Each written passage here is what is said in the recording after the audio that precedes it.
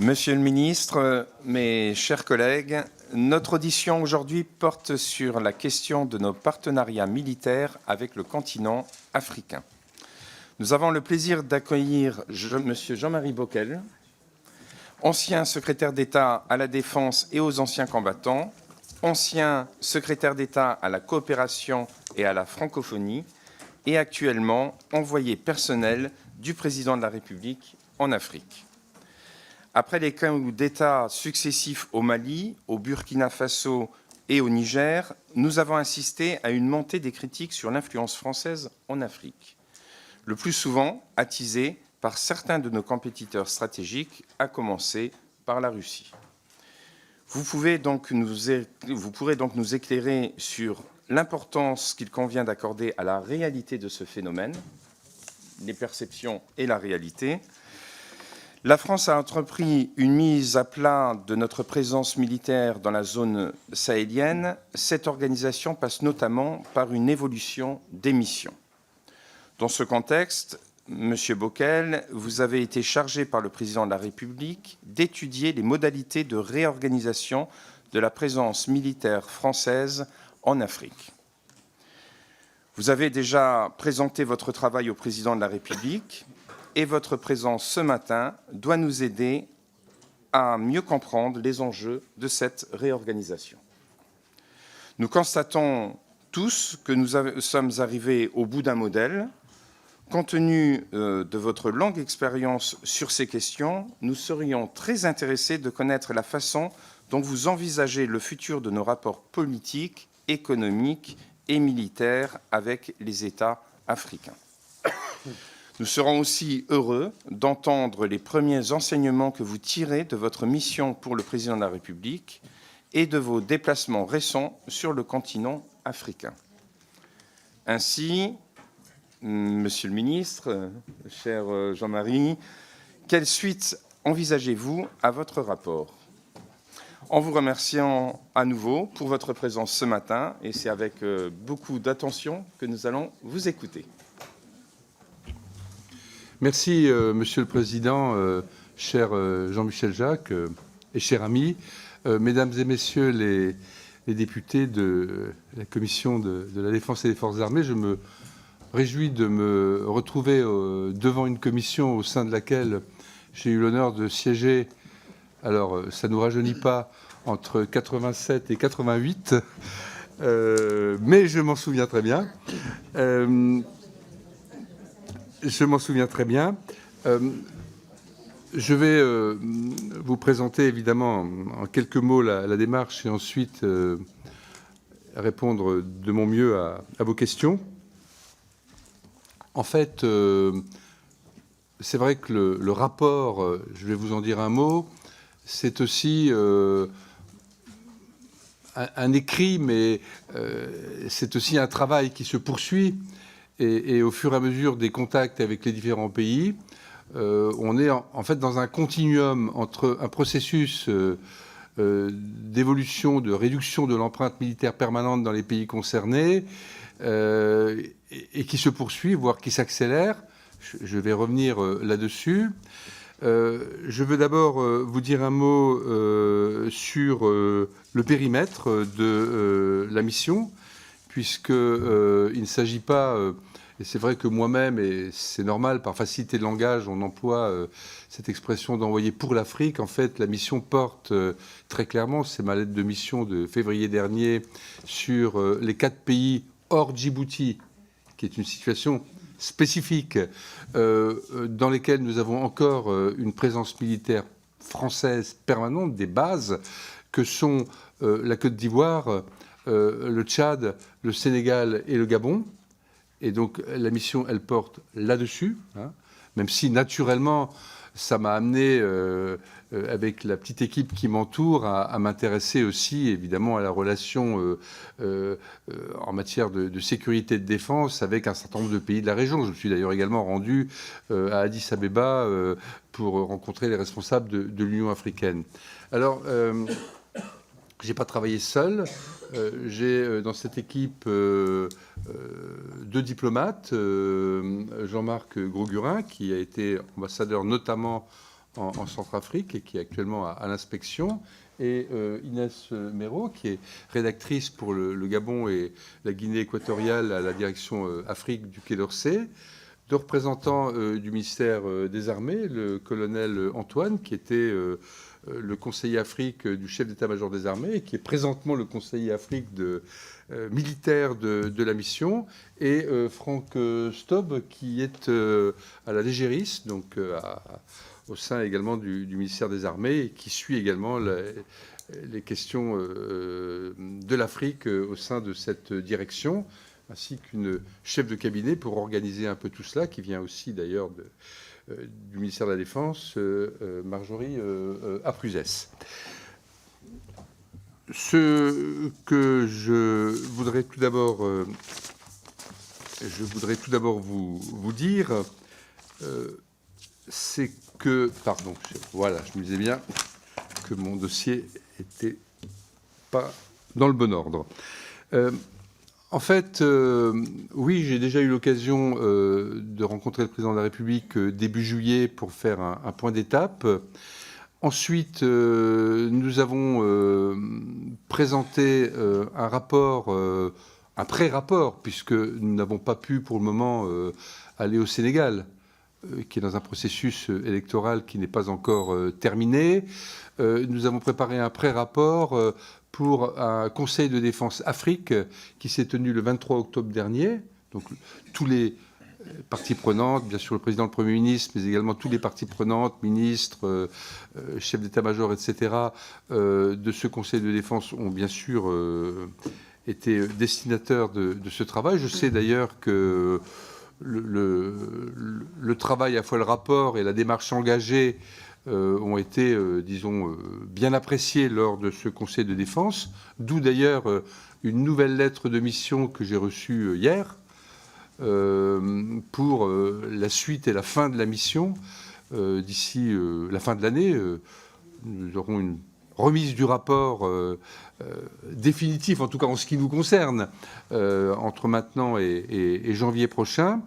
Et cette fin de mission sera axée également sur l'explication et, dans la mesure du possible, l'association de nos partenaires européens à cette démarche, évidemment, qui les concerne, qui les intéresse et que parfois d'ailleurs ils critiquent.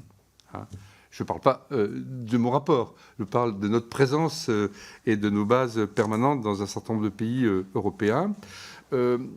Au-delà du périmètre, j'ai souhaité d'emblée, et c'était dans ma feuille de route, essayer de porter le regard le plus large possible et pas simplement axé sur les enjeux sécuritaires et militaires avec ces pays, car le partenariat de défense s'inscrit dans la relation que nous avons de manière plus large avec les pays concernés et qui est, comme on dit, à 360, qui porte sur tous les aspects que peut revêtir un partenariat. D'ailleurs, là aussi, il y a une forme de continuum, c'est-à-dire que nous nous inscrivons dans la démarche Agir autrement avec l'Afrique du ministère des Armées, que Sébastien Lecornu avait engagé en 2023, en avril 2023, et également dans l'agenda transformationnel du ministère de l'Europe et des Affaires étrangères.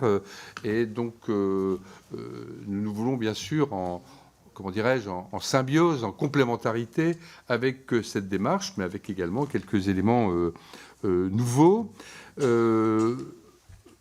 Nous savons, et je savais en acceptant cette mission, que, évidemment, cette question de l'Afrique, la relation avec l'Afrique, évidemment, est un enjeu important, y compris ici et pour nous, que ce soit sur les questions, les problématiques de terrorisme et de sécurité, de trafic illicite, armes, drogues, ressources naturelles, êtres humains, contexte de bouleversement climatique, contexte démographique, enjeux migratoires, d'ailleurs qui sont au premier chef des enjeux infrarégionaux dans ces régions de l'Afrique.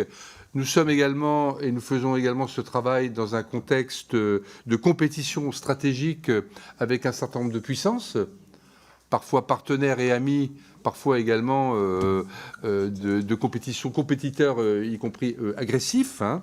Tout ça, vous le savez, avec sa conséquence qui est une guerre informationnelle, avec sa part évidemment de manipulation, d'attaques informationnelles et évidemment la présence militaire visible, hein, l'empreinte évidemment constitue une cible évidemment de choix. L'Afrique, c'est un certain nombre de risques, mais c'est aussi des opportunités.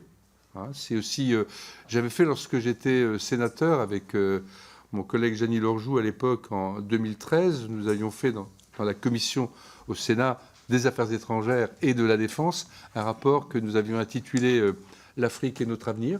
Hein, ça montre l'état d'esprit dans lequel nous étions et ce rapport avait eu quelques échos à l'époque. Je vous dis ça pour vous dire combien mon regard, y compris personnel, est d'abord un regard positif, hein, sur les opportunités, pas seulement économiques, que constitue la relation que nous devons établir et qui doit forcément changer avec cette Afrique en devenir. Et quand je parle de l'Afrique, je pense aussi à la jeunesse africaine. Pour la petite histoire, et de manière peut-être un peu anecdotique, mais ça fait partie aussi de mon histoire personnelle qui m'a amené à travailler sur ce sujet. Lorsque j'étais, le président l'a rappelé, secrétaire d'État à la coopération, c'est comme ça que ça s'appelait à l'époque, et que j'avais eu début 2008 ces propos sur ma volonté de signer l'acte de décès de la France-Afrique, qui avait un peu secoué à l'époque, et d'ailleurs ça s'est terminé par mon départ de ce poste. Dans un premier temps, le président de l'époque, devant M. Sarkozy, devant la conférence des ambassadeurs qui s'était tenue quelques jours après mes déclarations, avait terminé son propos en disant « Et je demande à M. Bockel de s'engager », c'était avant que je ne sois remercié, de s'engager dans un travail d'écoute de la jeunesse africaine. C'était déjà cette compréhension que nous avions que, évidemment, il y avait une très forte attente, une très forte désespérance. Et de ce point de vue-là, je dois dire que la question reste entière. Donc, cette mission, elle a, pour le moment, porté sur 3 pays, hein, hors Sénégal, parmi les 4 que je citais tout à l'heure. Je dois dire que ça s'est plutôt bien passé, et je n'ai pas d'optimisme de façade. Hein. Je m'exprime extrêmement librement devant vous, je n'ai pas d'agenda politique, je suis bénévole, donc totalement engagé pour une conviction profonde que j'ai vis-à-vis du continent. Nos partenaires ont d'emblée rappelé leur attachement à la France. Il faut savoir que cette mission a également démarré dans un contexte, j'aurais dû le rappeler d'emblée, de départ de la France des pays du Sahel, hein, des 3 pays où nous étions présents, y compris militairement, le Mali, le Niger et le Burkina Faso. Donc, ces partenaires que j'ai rencontrés ont d'emblée exprimé leur souhait d'un partenariat militaire ambitieux qui répondent à leurs préoccupations, à leurs attentes. J'y reviendrai sur certains aspects dans un instant. Et j'ai d'emblée compris que si on voulait faire évoluer le partenariat, tout en gardant en quelque sorte la relation, il fallait y aller de notre crédibilité. Et en effet, où on arrive à faire évoluer le partenariat, où nous serons remplacés tout simplement par d'autres qui n'attendent que cela. Ou pour dire les choses autrement, dans cette relation qui a été faite d'ailleurs beaucoup d'écoute aussi et de co-construction. Je ne suis pas allé dans les pays en disant voilà ce qu'on va faire. Même si je n'ai pas non plus voulu avancer masqué. Il faut mettre un certain nombre dans la discussion d'éléments sur notre position, nos perspectives sur la table. Et en même temps être à l'écoute et dire voilà on va bâtir quelque chose ensemble. j'ai eu d'emblée conscience que le risque d'un sentiment de désengagement de pays qui ne le souhaitaient pas était aussi, comment dirais-je, présent.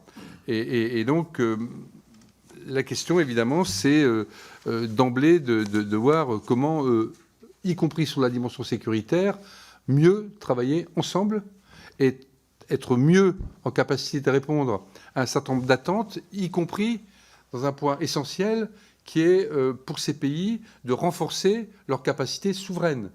Il faut savoir qu'un certain nombre de pays africains, pas seulement les 4 qui sont dans le périmètre de la mission, ont pour toute une série de raisons, c'était vrai aussi pour les pays où nous étions présents dans le cadre de Barkhane et dont nous sommes partis dans les conditions que vous savez, avaient été amenés, comment dirais-je, à déconstruire leur capacité de défense souveraine, pour toute une série de raisons sur lesquelles on peut revenir si vous le souhaitez.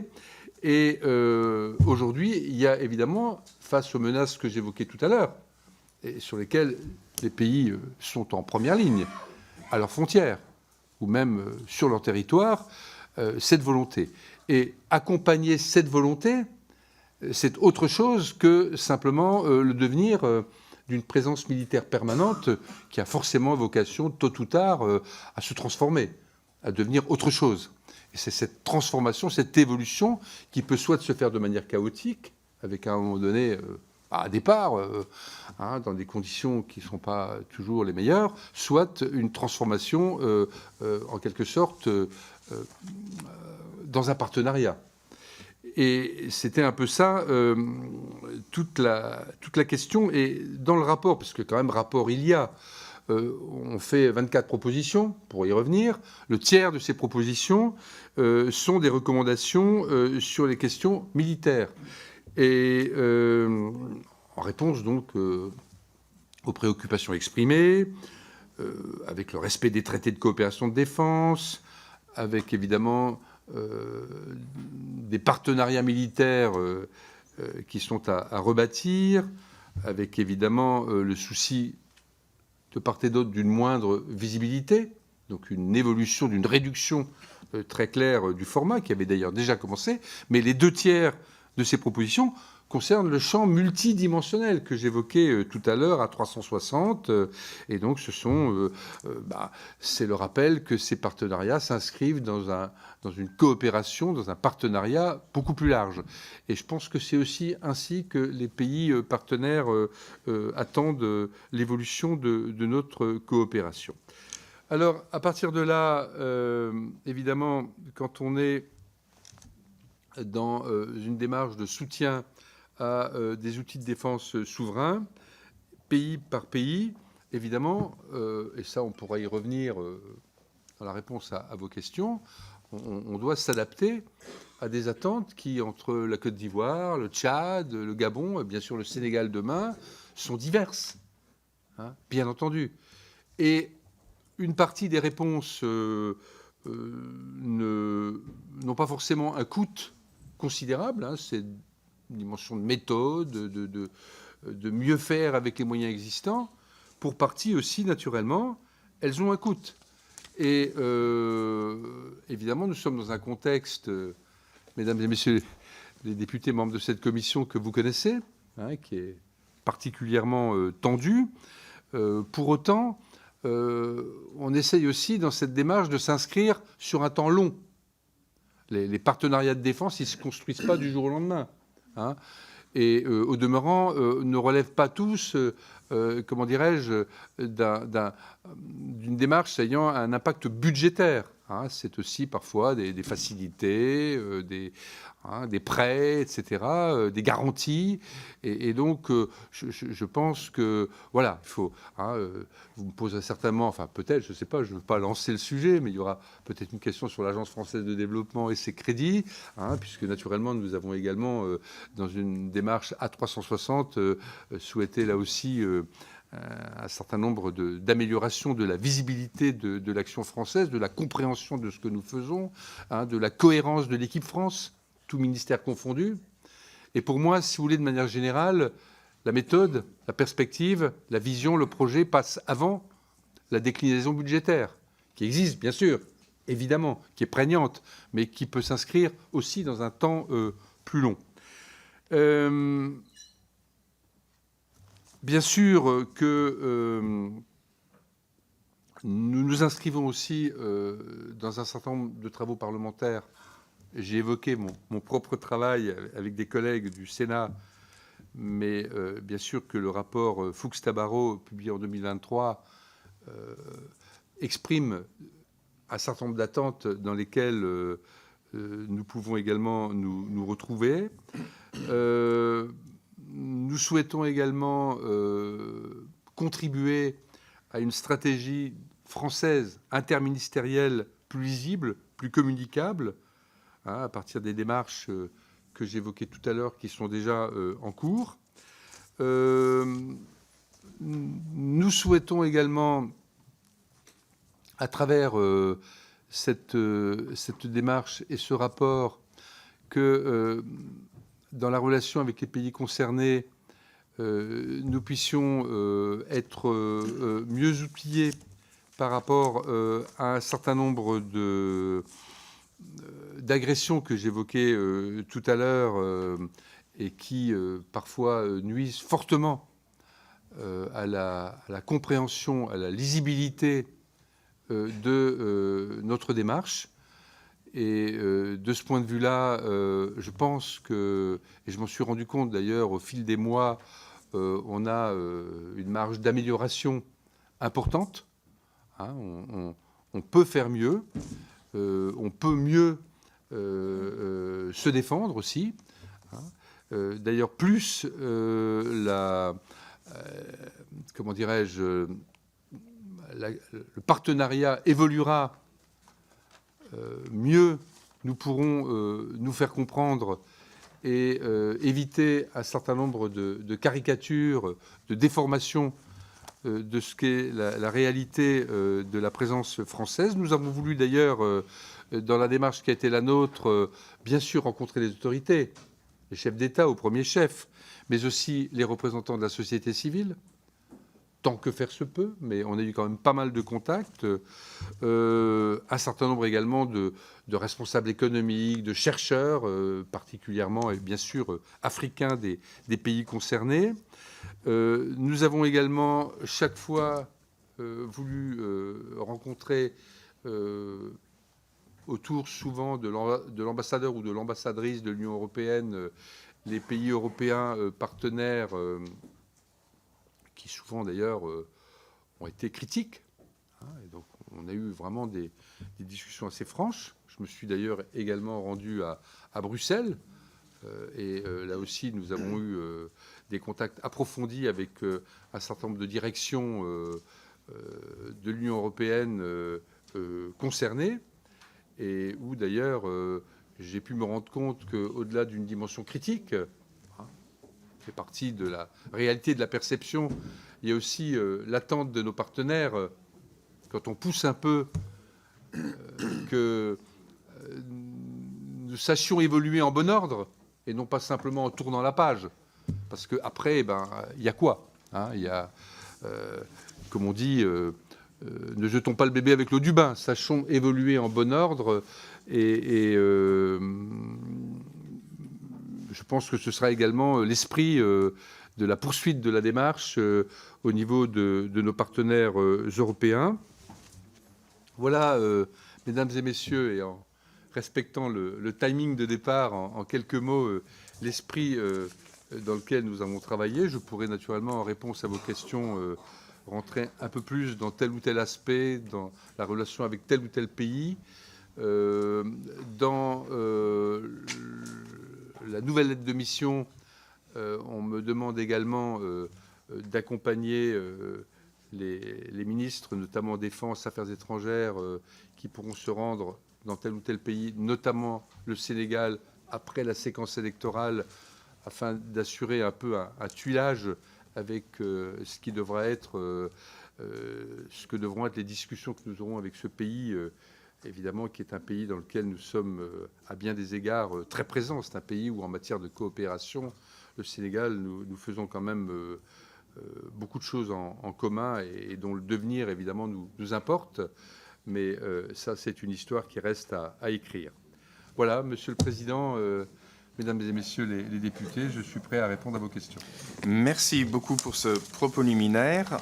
Nous avons donc plusieurs questions. Nous allons commencer par les orateurs de groupe pour 2 minutes. Et la parole est à Alexandre Dufossé pour le groupe Rassemblement national.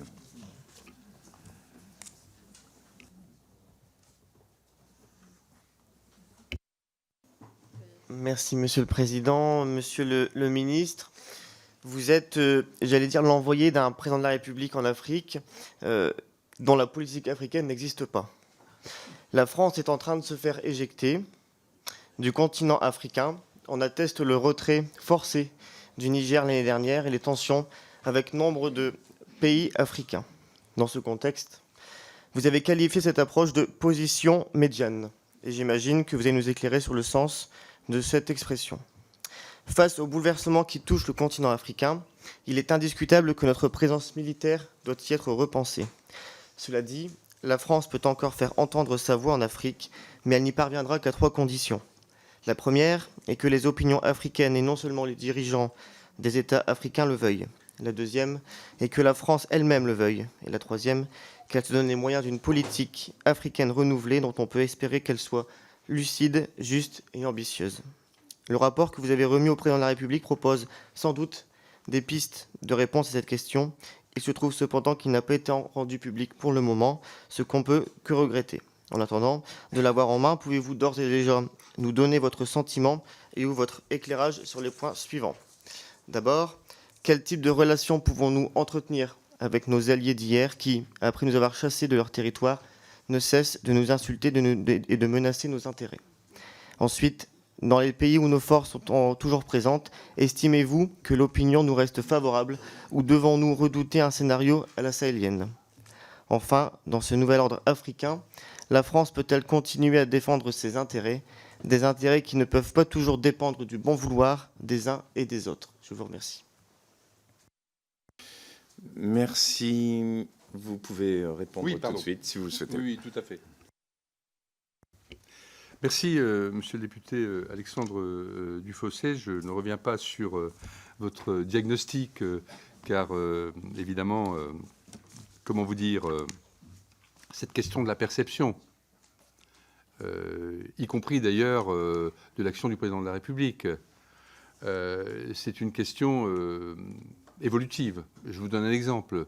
J'étais, comme d'autres, au sommet de la francophonie à Villers-Cotterêts il y a de cela quelques jours. Et, comment dirais-je, au-delà des critiques qu'on doit savoir entendre, on voit bien qu'il y a quand même encore des liens forts qui nous unissent, y compris à ce niveau-là, des chefs d'État. D'ailleurs, sur ce sujet, les choses vont et viennent en fonction d'éléments qui sont parfois des éléments de conjoncture, qui sont des éléments liés à la problématique auxquelles sont confrontés ces pays, guerre et paix, situation économique, etc. Moi, j'ai essayé de prendre un peu de recul par rapport à la dimension un peu forcément politicienne qui fait partie de la vie. Et c'est peut-être aussi pour ça que je peux mener ce travail sereinement. Cela dit, je ne vais pas passer à côté de vos questions. La question du scénario est une question sérieuse.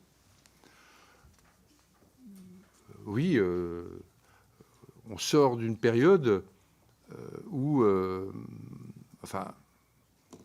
on est certainement ici un certain nombre à avoir assez mal vécu l'après-Barkhane, avec des sentiments divers. Et moi-même, j'ai aussi eu des sentiments, comment dirais-je, divers. Tout ça pour ça. Bon. Vous savez, là aussi, je parlais tout à l'heure de temps long. Il se trouve que, pour prendre ce pays-là, mais je pourrais parler également du Burkina, le Mali est le pays d'Afrique que, entre guillemets, je connais le mieux, ou le moins mal, et depuis très longtemps. Je l'ai sillonné comme maire de Mulhouse, avec des partenariats qui ont porté des fruits. Encore aujourd'hui, je garde des contacts avec mes amis de la région de Mopti. le Sofara, commune rurale, où nous avons essayé d'initier ensemble, et loin des idées reçues, on creuse un puits, on se donne bonne conscience, etc. Mais on a porté des projets, hein, y compris avec les communautés villageoises, les femmes, hein, qui souvent ont pu jouer un rôle extrêmement important dans la capacité de se remettre en question, hein, pour faire repartir des casiers. Enfin, je ne vais pas vous raconter ça, j'en aurai pour 1 heure, mais c'est juste pour vous dire que bon, on a des liens qui existent encore aujourd'hui, où les gens me téléphonent en me disant, grâce au casier qui fonctionne toujours, on tient mieux par rapport à certaines agressions ou à certains glissements par rapport notamment aux menées islamistes et autres. Eh bien, également des contacts à des niveaux de responsables du pays, mais du Sud, mais aussi du Nord. Et donc, je dis ça parce que l'histoire n'est pas terminée, c'est ça que je veux dire. Que ce que nous avons pu faire de bien ensemble, avec aussi sûrement des erreurs. Mon propos n'est pas de revenir sur ce qu'on a fait de bien, sur ce qu'on a loupé, etc. Mais naturellement, c'est des questions qui me taraudent. Mais ce que je peux vous dire, c'est que l'histoire n'est pas terminée, que des contacts existent toujours, que attendons la suite, hein. Cela dit, si on peut éviter ce genre de situation, c'est mieux. Et une des raisons, pour moi en tout cas, un des éléments de ma motivation, mais peut-être aussi une des raisons de la mission qui m'a été confiée, c'est à un moment où il y a encore un partenariat de qualité, nous pouvons le faire évoluer de telle manière que demain, nous ne soyons pas fragilisés par rapport à tous les aléas auxquels peuvent être confrontés des pays, mais au contraire, qu'à la fois en soutien de ces pays, mais également en défense de nos intérêts légitimes dans ces pays, nous puissions mieux préparer l'avenir. Et c'est ce scénario-là que nous devons préparer, que nous avons commencé à préparer, et que notre travail, le rapport, et même ce qui se met déjà en place dans ces pays, doit contribuer à mettre en œuvre pour l'avenir. Merci, Monsieur le Ministre. Sans garantie, naturellement. Pas de certitude. La parole est à Yannick Chenevard pour le groupe Ensemble pour la République. Merci, Monsieur le Président. Monsieur le Ministre, je voudrais d'abord, dans cette période où nous portons le bleuet, avoir une pensée particulière pour tous nos soldats morts ou blessés en Afrique dans leur lutte contre l'islamisme. L'Afrique, c'est croissance, démographie, dynamisme dans certains pays. C'est sous-sol avec des métaux critiques, mais c'est aussi crise de l'eau, crise alimentaire, coup d'État. L'Afrique, c'est tout cela en même temps, mais l'Afrique, c'est surtout 53 pays différents. C'est un peu comme nous au sein de l'Union européenne. On n'est pas tous les mêmes. L'Afrique, c'est aussi le continent du temps long. Et vous l'avez rappelé, Monsieur le Ministre. Et pourquoi j'insiste sur cette notion du continent du temps long ? Parce que nous avons souvent tendance à passer d'une situation marche-arrêt sans comprendre que les choses peuvent évoluer et que le temps, souvent, fait aussi son œuvre. Vous avez rappelé la philosophie de cette nouvelle relation que nous souhaitons mener avec les pays d'Afrique qui le souhaitent, évidemment.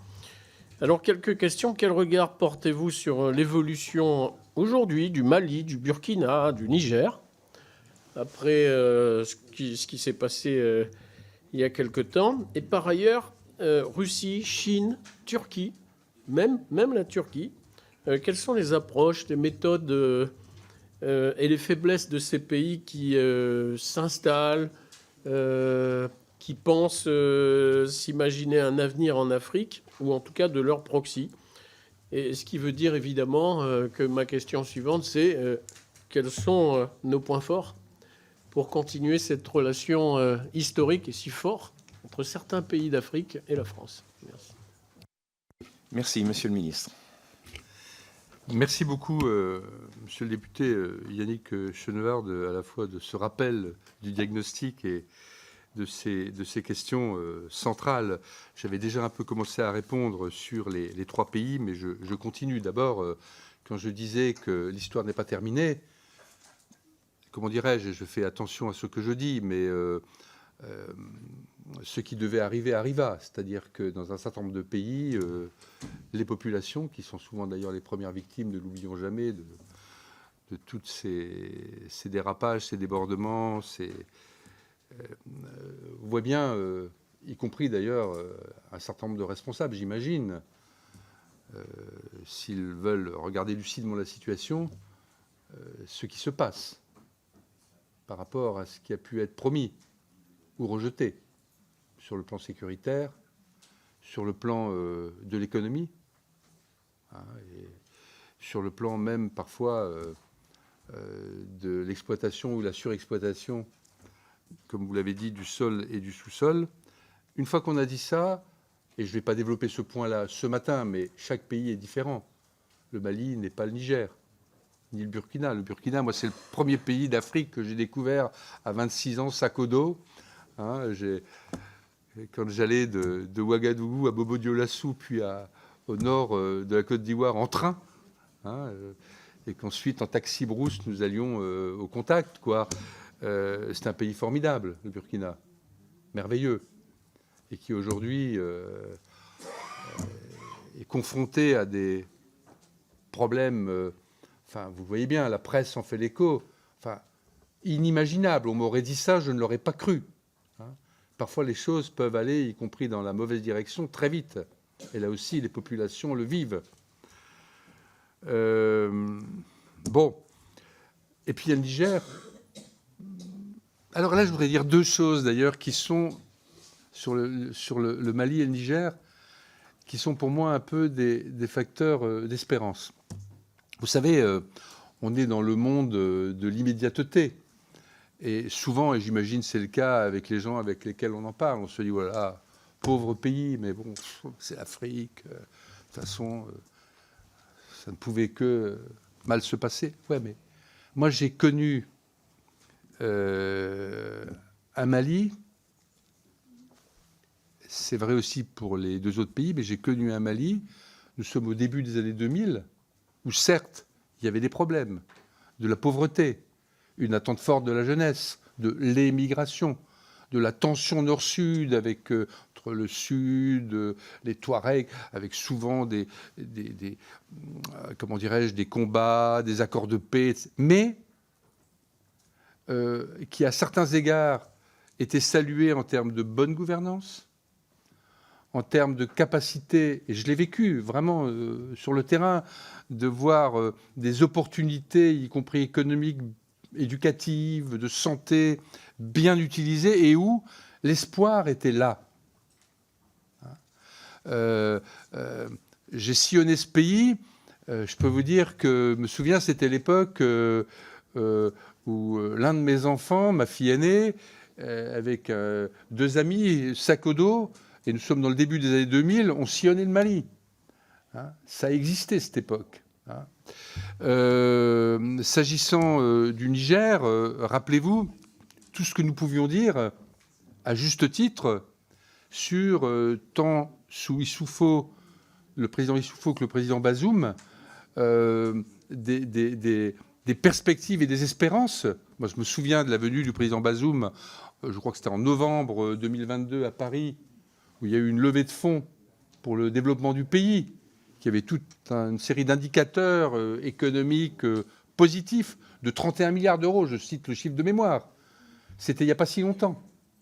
Et je pourrais également poursuivre sur le Burkina. Donc, pourquoi j'en tire un facteur d'espérance? Parce que je me dis que, voilà, il n'y a pas de fatalité intrinsèque à chacun de ces pays de ne pas pouvoir un jour repartir du bon pied, à partir évidemment de son génie propre, de ses choix propres. Donc voilà, gardons l'espérance et gardons le contact. Je ne veux pas être trop long dans mes réponses et je m'en excuse. Russie, Chine, Turquie. Évidemment, il y a deux sortes de compétiteurs. Et pour tout le monde, évidemment, l'Afrique est considérée comme une opportunité. Mais qu'est-ce que ça veut dire? Moi, je me souviens, je parlais de ma période ministère de la Coopération. j'ai évoqué la période plus récente, mais c'était il y a plus de 10 ans, du rapport L'Afrique et notre avenir. Déjà, à l'époque, l'émergence chinoise très forte était un sujet. Hein. Là-dessus, je dirais deux choses. D'abord, avec le recul, nos amis africains font un peu la part des choses, que ce soit au niveau de la manière dont un certain nombre d'infrastructures ont pu être construites, la manière dont certains partenariats, avec la dimension également parfois, comment dirais-je, de mise en œuvre des intérêts de chacun ont pu se développer, ils font la part des choses. D'ailleurs, soit dit en passant, c'est la deuxième chose, les Chinois aussi savent s'adapter, savent évoluer. Bon, la compétition se poursuit, mais aujourd'hui, ça n'est plus l'aveuglement. Et de temps en temps aussi, dans les discussions qu'on peut avoir avec des amis et partenaires africains, on entend dire, oui, mais vous, on vous connaît. On connaît vos qualités, on connaît vos défauts, on a une histoire en commun qui est faite de tragédies, d'espérances, de moments forts, etc. Donc, voilà, restez. Vous, Français, vous, Européens, vous gardez une place. On fait la part des choses. Là aussi, on ne passe pas de l'ombre à la lumière.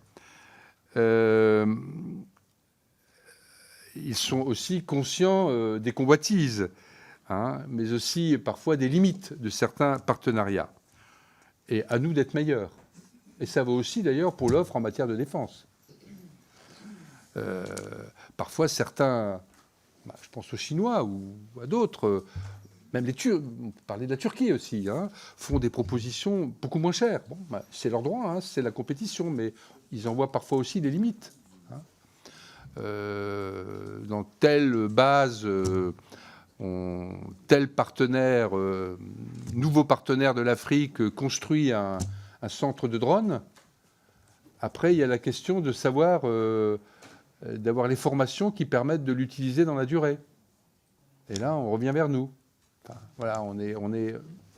Et puis, il y a le partenariat spécifique et particulièrement agressif de la Russie aujourd'hui, qui nous a beaucoup secoués dans certains pays. Et ça n'est pas terminé. Mais, et ça vaut aussi pour les 3 pays que je citais tout à l'heure, dont on commence aussi à voir les limites. Mais ça n'est pas terminé. Et actuellement, certains pays, y compris des pays démocratiques qui sont en période électorale, sont confrontés à un certain nombre de menées. Il n'y a pas que nous. Donc là aussi, apprenons à faire la part des choses et à garder, s'agissant de la France, le calme des vieilles troupes, comme l'on dit, ne pas non plus être constamment dans une forme de fébrilité par rapport à ses compétiteurs, mais surtout dans une capacité, moins que de les critiquer, parfois ce n'est pas nécessaire, de montrer en quoi nous sommes différents et en quoi nous avons aussi, nous, avec nos moyens peut-être parfois plus limités, une valeur ajoutée. Et si en plus on arrive à être associé avec d'autres pays, d'autres partenaires, européens ou autres, c'est encore mieux. Ce n'est pas toujours le plus facile.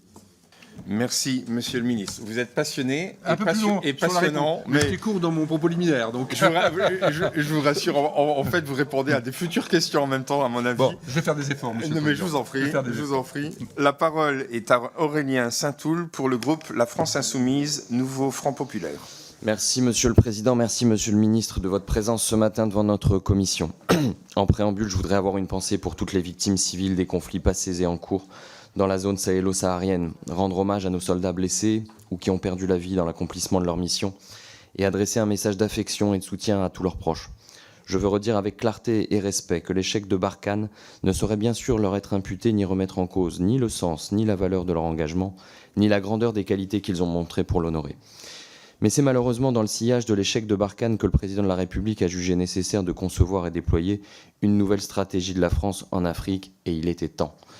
Je vois cependant au moins 3 défauts majeurs à cette stratégie. Premièrement, elle n'acte pas clairement et elle n'analyse nullement l'échec de Barkhane. Deuxièmement, elle est floue. Elle semble reposer sur un mot d'ordre légitime mais éculé, le rééquilibrage des relations entre la France et les États africains. et elle fait avant tout de nécessité vertu, en revendiquant comme un changement substantiel de rendre simplement moins visible notre présence militaire sur le continent. Enfin, l'esprit qui semblait la légitimer est constamment contredit par les actes, et je suis obligé de faire un douteux florilège. Soutien constant à la dictature tchadienne, renouvellement de l'accord avec Djibouti sans un mot sur la situation des droits humains, reprise du partenariat avec la Guinée de M. Doumbouya en dépit de son virage autoritaire et violent, silence assourdissant lors de l'enlèvement de Fonike Mengue et Mamadou Biloba, figure éminente de l'opposition démocratique, appui renouvelé à la représentante de M. Kagame à la francophonie, en dépit des immenses réticences de partenaires comme le Canada ou du simple fait que cette dame n'est pas même francophone, déploiement difficilement compréhensible en octobre 2023 d'un détachement d'instructions opérationnelles en Ouganda, dont le président est en poste depuis 1986, et bien sûr, la loi immigration scélérate de janvier dernier, bien faite pour dissuader tous les jeunes Africains de venir étudier en France. Monsieur le ministre, qu'y a-t-il donc de neuf ou de bon dans la stratégie française en Afrique? Pouvez-vous nous donner des faits précis et ne pas nous saouler, s'il vous plaît, de généralités?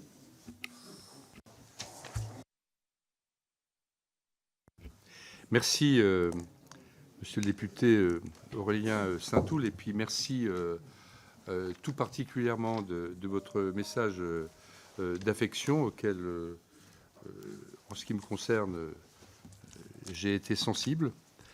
Bon, je ne veux pas vous saouler, mais ma difficulté, si vous voulez, je parle cash, c'est que un certain nombre d'éléments de mon rapport sont classifiés, doivent être portés à la connaissance des pays partenaires. Nous ne devons pas avoir vis-à-vis d'eux une attitude arrogante. Voilà comment les choses vont se passer. C'est le rapport, on va le faire. Je l'ai dit tout à l'heure dans mon propos. Les questions de méthode, si vous voulez, que j'ai évoquées, bon, c'est peut-être des généralités, vous avez raison, mais c'est extrêmement important. Si vous voulez, moi, je pense que ça s'est bien passé en ce qui me concerne, et je dis ça sans aucune arrogance ni tout ça. On est, vous savez. Bon. Je suis un vieux, hein, mais ça compte en Afrique aussi. Mais la manière d'aborder les sujets, y compris ensuite les plus précis, les plus concrets, ça compte aussi dans le respect du partenaire. Et donc, évidemment, je n'enlèverai pas complètement votre, comment dirais-je, votre critique sur cet aspect, parce qu'il y a des choses que je n'ai pas vocation à dire maintenant. Mais au fur et à mesure, on pourra, s'il y avait des questions pays par pays, je pourrais évoquer pays par pays. Je pourrais vous dire que d'Ivoire, on pourrait parler d'aviation. Au Gabon, on pourrait parler à la fois de la forêt, de l'enjeu maritime, etc. Le Tchad, je vais y revenir puisque vous l'avez cité un exemple. Échec de Barkhane. Bah, à partir du moment où on part, on ne peut pas dire qu'on vit une période de réussite. Mais échec, non. Parce que, sans même repartir dans mon propos sur les temps longs, on verra le moment venu, ce que nous avons pu semer, etc. On a quand même, à travers cette démarche, et merci d'en avoir rappelé les conséquences et les sacrifices, je dirais pas simplement réduire la menace terroriste, mais fait contribuer à ce qu'on n'était pas tout seul. Et il y a eu quand même, y compris avec ces pays, leurs armées, des partenaires, des moments vraiment, même si ça n'a pas eu de fruits pour le moment durable, un vrai travail en commun, hein, parfois même sous matière militaire, sous commandement d'officiers du pays. Mais on a contribué à ce que ces pays soient toujours des pays. Ça, si vous voulez, alors ça, c'est pas un échec. Alors même si ce sont des pays qui aujourd'hui se cherchent, mais là, je reviens sur les temps longs, quoi. Et ça, je veux dire, ça existe. Et ça, quand vous discutez, y compris, je les rencontre encore à Paris, évidemment, puisqu'on ne va plus dans les pays en question en ce moment, ça s'est salué, même si ce n'est pas fait publiquement. Bon. Alors, ensuite, sur la nouvelle stratégie, si, on a fait une analyse, on a fait un diagnostic, on a été, et nous sommes aujourd'hui, et dans les propos que j'ai pu tenir, y compris au président de la République, nous sommes très clairs. On a fait le diagnostic. Hein, et dans le diagnostic, il y a ce qui fonctionne, ce qui a fonctionné, et également ce qui n'a pas fonctionné et pourquoi ça n'a pas fonctionné en termes de partenariat. Je l'ai dit à grands traits tout à l'heure. Et puis alors, il y a la question, sur un peu la difficulté que nous avons encore aujourd'hui, malgré l'agenda transformationnel, à avancer en équipe France cohérente. Je citais tout à l'heure le rapport Fuchs-Tabarot, qui a été assez précis et dur sur le diagnostic. Je le partage. Rééquilibrage, visibilité. On n'est pas que sur un problème, et si je l'ai laissé entendre, c'est que j'ai eu une maladresse de langage, une baisse de l'empreinte et de la visibilité. On est sur une transformation en profondeur. Lorsque, dans tel pays, parmi les 3, même si ça avait déjà commencé, on a une présence militaire permanente qui va être considérablement réduite, et c'est en train de se faire au profit de partenariats en matière de formation, d'école, d'équipement, de renseignement, de soutien à tel ou tel aspect de défense spécifique. J'ai parlé de marine, j'ai parlé d'aviation, je pourrais parler également de forces entre guillemets spéciales, mais donc adaptées à certaines menaces. Quand vous discutez avec les pays concernés, et pas seulement avec les chefs d'État, c'est un changement en profondeur dans le sens du soutien, du renforcement de leur capacité souveraine de faire face eux-mêmes. Et j'espère demain, c'est ce que on s'est dit également dans les contacts qu'on a eus avec l'Union africaine, au niveau non pas de tel ou tel pays africain, mais également des sous-régions. Ce n'est pas toujours facile, les partenariats. Il n'y a pas que l'Europe qui est difficile, mais également de l'Union africaine, qui, elle le sait, pourrait s'impliquer davantage sur ces enjeux. Donc, vous voyez, ce n'est pas qu'un problème de visibilité. Ensuite, et pardon, Président, coupez-moi, mais je ne vais pas passer en revue les différents pays que vous avez cités, mais je ne veux pas passer à côté de votre question. Comment vous dire ? Bien sûr, on ne doit pas et on ne fait pas n'importe quoi avec n'importe qui. Mais quels critères devons-nous mettre en place ? Il fut un temps où on a voulu aller assez loin dans des critères de marge vers la démocratie. Bon, il y a le critère des droits de l'homme qui reste un critère majeur. Je veux dire, moi, il m'est arrivé d'aller au Tchad dans des fonctions précédentes et de rencontrer des familles de disparus, etc. Je ne suis pas en train de vous dire que ces sujets n'existent pas. Bon, je ne suis pas non plus en train de vous dire que les démarches de transition qui peuvent exister dans certains de ces pays, c'est vrai, avec chaque fois des situations très différentes au Gabon, comme c'est vrai au Tchad, comment dirais-je, c'est la réponse à toutes ces questions. Mais au moins, comment dirais-je, on n'est pas dans des situations statiques où des dirigeants considèrent que ces questions de droit, de démocratie n'existent pas. Nous ne devons pas non plus, dans les partenariats que nous avons, y compris sur des enjeux sécuritaires qui nous concernent, nous ériger de manière arrogante en juge de ce qui est une bonne gouvernance, une moins bonne gouvernance. Je veux dire, à un moment donné, on est présent ou on n'est pas présent. Le Tchad, c'est le pays de tous les dangers, y compris au niveau régional. Et nous sommes sur des partenariats anciens. Donc, les évolutions qui sont nécessaires, elles doivent prendre en compte aussi cette réalité et pas uniquement la relation qu'on peut avoir à un moment ou à un autre, bonne ou moins bonne, avec tel dirigeant qui succède à tel autre dirigeant. On doit là aussi s'inscrire sur un temps long. Ça ne veut pas dire qu'on ne doit pas parler, ça ne veut pas dire qu'on ne doit pas se dire les choses, ça ne doit pas dire qu'on doit tout accepter et qu'on est simplement là pour aider et puis circuler, il n'y a rien à voir. C'est une démarche itérative complexe. Et c'est un domaine dans lequel la critique nécessaire est évidemment plus aisée que la manière de gérer ce genre de situation quand on est en responsabilité. Mais ça, vous le savez. Merci, Monsieur le Ministre. La parole est à Thierry Sauter, pour le groupe socialiste et apparenté. Monsieur le Président, Monsieur le Ministre, avant de commencer, je voudrais moi aussi rendre hommage aux 58 militaires morts au cours des missions Serval et Barkhane et devant vous faire l'expression de ma reconnaissance la plus profonde en tant que citoyen. Il est clair dans ces échanges que la donne en Afrique, et plus spécifiquement au Sahel, a considérablement évolué en 7 ans. D'une intervention militaire réclamée puis acclamée au Mali en 2013, étendue ensuite au G5 Sahel sur la demande de ses États membres en 2014, nous sommes passés à une présence militaire contestée, puis clairement vilipendée à partir de 2017, le tout dans un cadre institutionnel, sécuritaire et économique de plus en plus dégradé dans ces pays. Je crois que chacun peut s'accorder sur le fait qu'une page s'est tournée l'année dernière lors du retrait de nos troupes. Si nous arrivons d'accord sur la nécessité d'une nouvelle politique française en Afrique, c'est donc celle-ci qu'il faut définir. Et si j'espère que la présidence de la République l'a fait, la représentation nationale a encore du mal à l'identifier.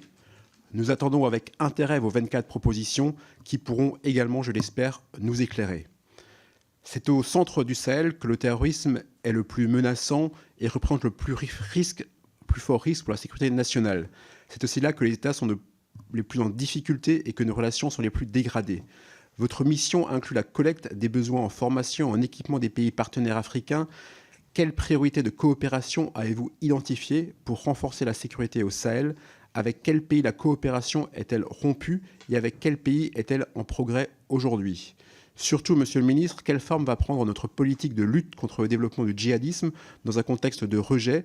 Est-ce par le multilatéralisme? Est-ce un recours principal au DLIA et à la formation des forces locales, au risque d'être en retrait par rapport à d'autres puissances? Je vous remercie. Oui, monsieur le député Sauter, mon cher Thierry. Le président de la commission me pousse à accélérer un peu en me disant, à juste titre, qu'il y a beaucoup de questions et que certains sujets, forcément, au fur et à mesure qu'on avance, reviennent. Je dis ça pour pas donner le sentiment que voilà, je n'attache pas l'attention que mérite à la fois votre analyse et vos questions, bien entendu. Et si vous voulez, le fait que dans les 24 propositions, je l'ai dit au début, il y en ait les 2 tiers qui concernent d'autres aspects que l'aspect sécuritaire, montre bien que l'évolution, c'est aussi ça. Et que le sécuritaire, évidemment, rappelez-vous l'esprit de Barkhane dans ce qu'il avait pu avoir, et du G5 Sahel dans ce qu'il a pu avoir de positif, même si ça ne s'est pas mis en œuvre comme espéré, c'était le triptyque sécurité, gouvernance, État. Avant même l'État de droit, il y a l'État tout court, et développement, au service des populations. Et c'est aussi l'esprit dans lequel nous sommes. Oui, c'est vrai qu'il y a des pays avec lesquels, je ne reviens pas sur ce que j'ai déjà dit, pour le moment, il n'y a pas de partenariat. Eux-mêmes voient aussi, d'ailleurs,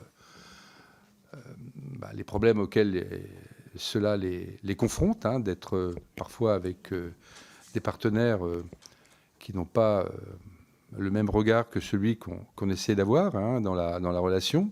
J'y reviens pas, j'en ai parlé tout à l'heure. Ce que je veux dire, s'agissant du Sahel, puisque évidemment tous les pays de mon périmètre n'appartiennent pas à cette région de l'Afrique, mais certains si, ou alors dans chaque pays il y a le Nord et les dangers nouveaux qui apparaissent et qui concernent évidemment cette dimension de terrorisme et de djihadisme. Et là, il faut être très concret. Il y a une forte demande, oui, en matière de formation, d'entraînement, y compris d'ailleurs souvent avec plusieurs pays qui s'associent dans la démarche. D'appui opérationnel. Vous savez, et on s'en est rendu compte au Mali, au Niger, mais aussi avec les forces tchadiennes, quand elles ont été partie prenante, il n'y a pas de fatalité d'armées qui fuient face à la menace, comme ça a pu arriver ces derniers temps, et ça s'est terminé par des massacres terribles. Il n'y a pas de fatalité. Des soldats, puisque c'est aussi un peu de cela qu'il s'agit, bien entraînés, bien formés, bien commandés, qui ont leur solde, qui ont une garantie pour eux et leur famille, pour eux quand ils sont blessés, pour leur famille quand ils sont hélas tués, que la famille ne sera pas livrée à elle-même, et dans le contexte africain, c'est souvent pire que tout, eh bien, ils se battent. Et il y a des fraternités d'armes qui permettent, là aussi, de relever la tête et de faire face.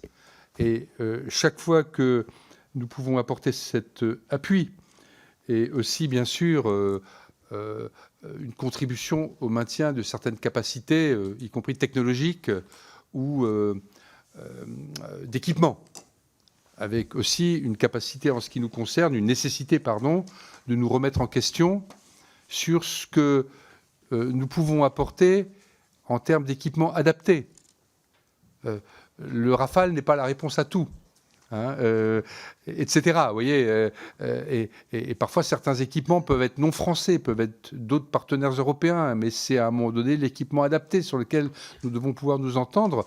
Mais un équipement avec le partenaire africain, je pense à des aéronefs ou à des navires ou même à des véhicules au sol ou même à des outils technologiques nouveaux de type drone ou autre, il faut pouvoir l'entretenir, l'utiliser dans la durée.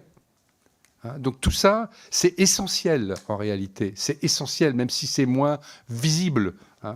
Et en plus, ça doit s'inscrire dans une démarche interministérielle d'un point de vue français, avec la dimension militaire, mais également de sécurité intérieure, de formation professionnelle de la jeunesse, parce qu'on est soldat, mais on ne l'est pas toujours, et il faut aussi pouvoir trouver sa place au service de son propre pays et avoir envie d'y rester.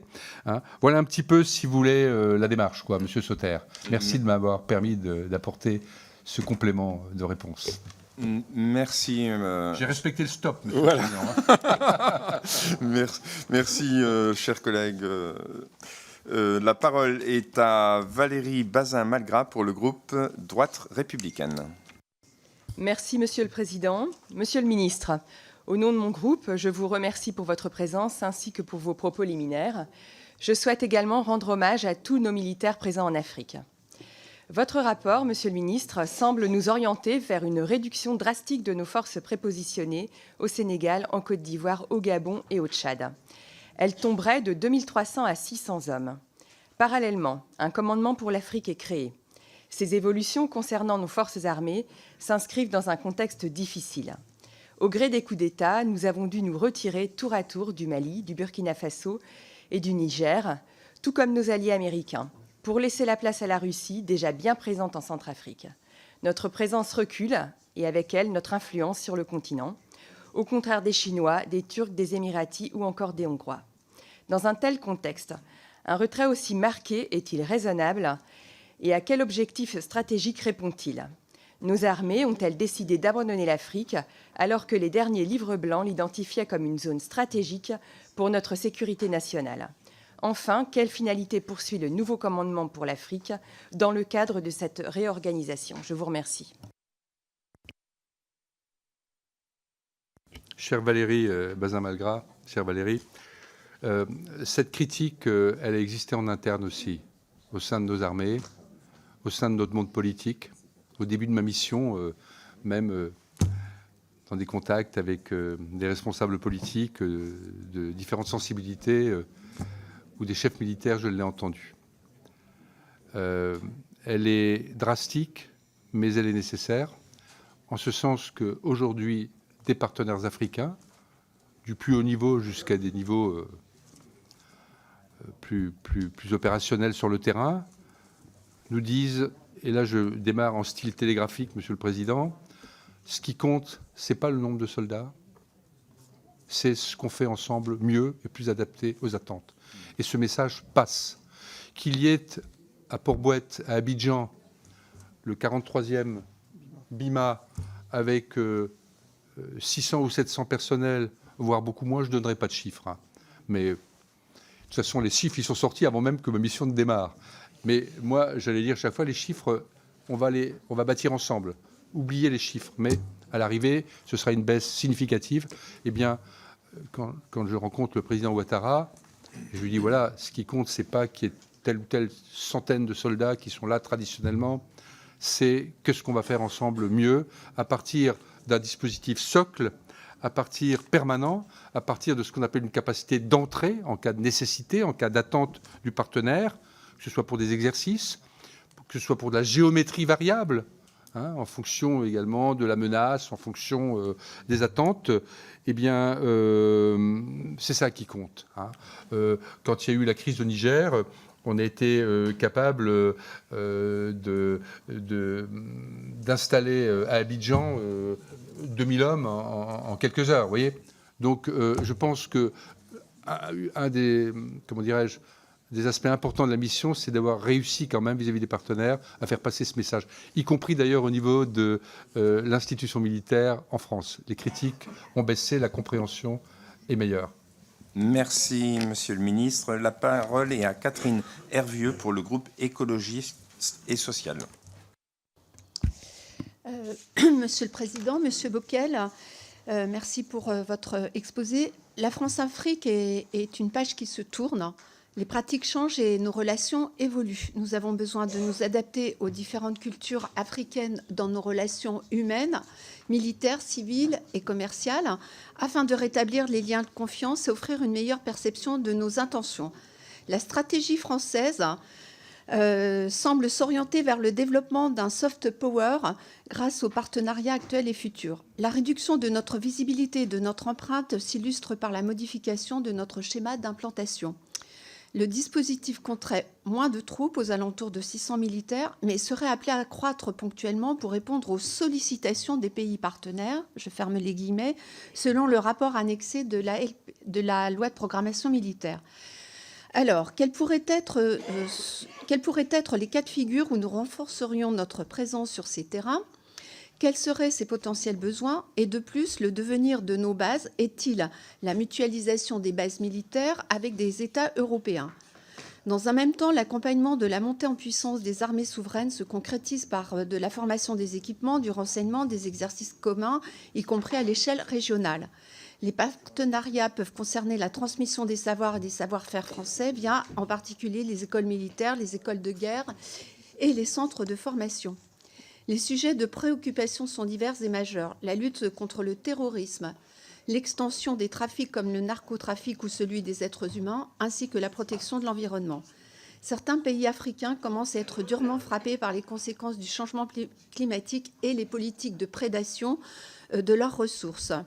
Il existe actuellement une demande de renforcement des capacités africaines de paix et de sécurité. Quelles formations seront délivrées et auprès de quel personnel? Je pense notamment au soutien des forces régionales avec la CEDEAO ou avec l'Union africaine. Merci. Je vous remercie. Merci, Monsieur le Ministre. Oui, la députée Catherine Hervieux, je n'ai pas grand-chose à ajouter avec ce que vous venez de dire et que je partage pour l'essentiel. Cela dit, et c'était bien de le rappeler, oui, on est dans une démarche davantage de soft power. Oui, les sollicitations peuvent exister, mais dans un cadre forcément multilatéral en cas de menace accrue aux frontières et d'agressions qui ne relèvent pas des affaires intérieures d'un pays, mais de la sécurité de toute une région en Afrique. Mais j'en profite pour vous dire autre chose. La baisse de l'empreinte et donc du nombre de personnel dans les bases permanentes, j'ai qualifié de dispositif socle, c'est une étape. Un jour, il y aura forcément, c'est une perspective qu'on doit avoir, une capacité souveraine complète, y compris régionale, et des partenariats de nature différente. Mais je pense que tout le monde souhaite que les dispositif évolue ainsi par étapes. Oui, la mutualisation est à l'ordre du jour, d'abord avec les pays concernés, Gabon, Côte d'Ivoire, on est en train de le faire, c'est en cours, avec même le drapeau du pays qui va être devant le drapeau français. Et s'agissant des enjeux climatiques, je donne juste un exemple et je termine, puisque le président, à juste titre, me presse, c'est le Gabon. Au Gabon, une grande partie, j'ai parlé de la marine, des enjeux de piraterie, etc., ou autre, mais il y a un gros enjeu de la forêt et de sa préservation. et Merci. de formation des gardes, hein, pas simplement à la dimension sécuritaire, mais également à la dimension environnementale. Et là, les attentes sont très fortes. Merci, Monsieur le Ministre. La parole est à Fabien Lenné pour le groupe Les Démocrates. Merci, Monsieur le Président, Monsieur le Ministre et mes chers collègues. En préambule, vous me permettrez de rendre hommage au caporal Vasil Bitchik du 16e bataillon de chasseurs à pied, récemment c'était il y a quelques jours, décédé dans un accident à Djibouti. On en profite pour adresser également tous nos voeux de rétablissement à ses collègues blessés lors de cet accident. Voilà, Djibouti, où nous sommes rendus quelques-uns dans cette salle récemment. Alors la semaine dernière, après plusieurs années de tensions, nous avons été les témoins d'une réconciliation inédite entre la France et le Maroc. Alors le président de la République a fait le choix de soutenir la souveraineté marocaine sur le Sahara occidental, un sujet de très grande importance pour le Maroc. Alors cette région est évidemment stratégique pour le royaume chérifien en raison de ses ressources en phosphate et de son potentiel pour le développement des énergies vertes. Lors de la visite de 3 jours, Emmanuel Macron il est accompagné de Total Energy et EDF, qui ont annoncé des investissements de plus de 6 milliards d'euros dans le développement des énergies renouvelables dans cette zone. Alors la France renforce ainsi sa position de premier investisseur et de premier employeur au royaume chérifien. Et il faut s'en réjouir. Cependant, cette prise de position sur Sahara occidental, qui est assez inédite, n'est pas sans risque pour l'avenir. Alors, on aimerait bien vous entendre, parce que l'Algérie, par l'intermédiaire du Front Polisario, a toujours cherché à contrôler ce territoire pour obtenir un accès à l'océan Atlantique. C'est un sujet de tension majeur et récurrent entre le Maroc et l'Algérie, qui a parfois donné lieu à des incidents meurtriers à la frontière. Alors, la signature des accords d'Abraham par le Maroc, qui normalise et renforce ses relations avec Israël, a également suscité de vives réactions du pouvoir algérien, qui maintient une position ferme vis-à-vis d'Israël et continue à soutenir le Hamas. Alors le plus préoccupant encore en 2023, c'est que l'Algérie a doublé son budget militaire, tandis que le Maroc lui a emboîté le pas dans une logique d'escalade. Donc tous ces éléments montrent qu'un conflit important dans la région ne peut être exclu, d'autant plus que le pouvoir algérien, fragilisé sur le plan intérieur, accumule les échecs diplomatiques qui accentuent sa perte de leadership dans la région au détriment du Maroc. On aimerait bien vous entendre sur ce sujet, Merci. Monsieur le Ministre. Merci. Mes chers collègues, Monsieur le Ministre. Merci, monsieur le député Fabien Lenné. Évidemment, vous le savez, votre question passionnante est hors champ par rapport à mon travail. Ce que je peux dire simplement, oui, c'est que le Maroc est très présent en Afrique subsaharienne. C'est un partenaire. Et donc, tout ce qui va dans le sens d'un renforcement de la relation avec le Maroc est positif également sur le domaine qui est le mien, et je m'en réjouis. L'Algérie est et reste un partenaire sécuritaire sur les enjeux subsahariens incontournables, et nous l'avons également à l'esprit. Pour le reste, on est hors champ. Et comme j'ai des idées sur la question comme vous, mais le président me presse, il fait son travail, et d'autres collègues. Absolument.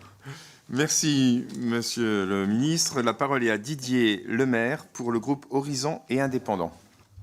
Merci, Monsieur le Président, Monsieur le Ministre, cher Jean-Marie. Tout d'abord, comme mes collègues, je voudrais avoir une pensée au nom du groupe Horizon pour ces hommes et ces femmes engagés sur des OPEX, et notamment les victimes.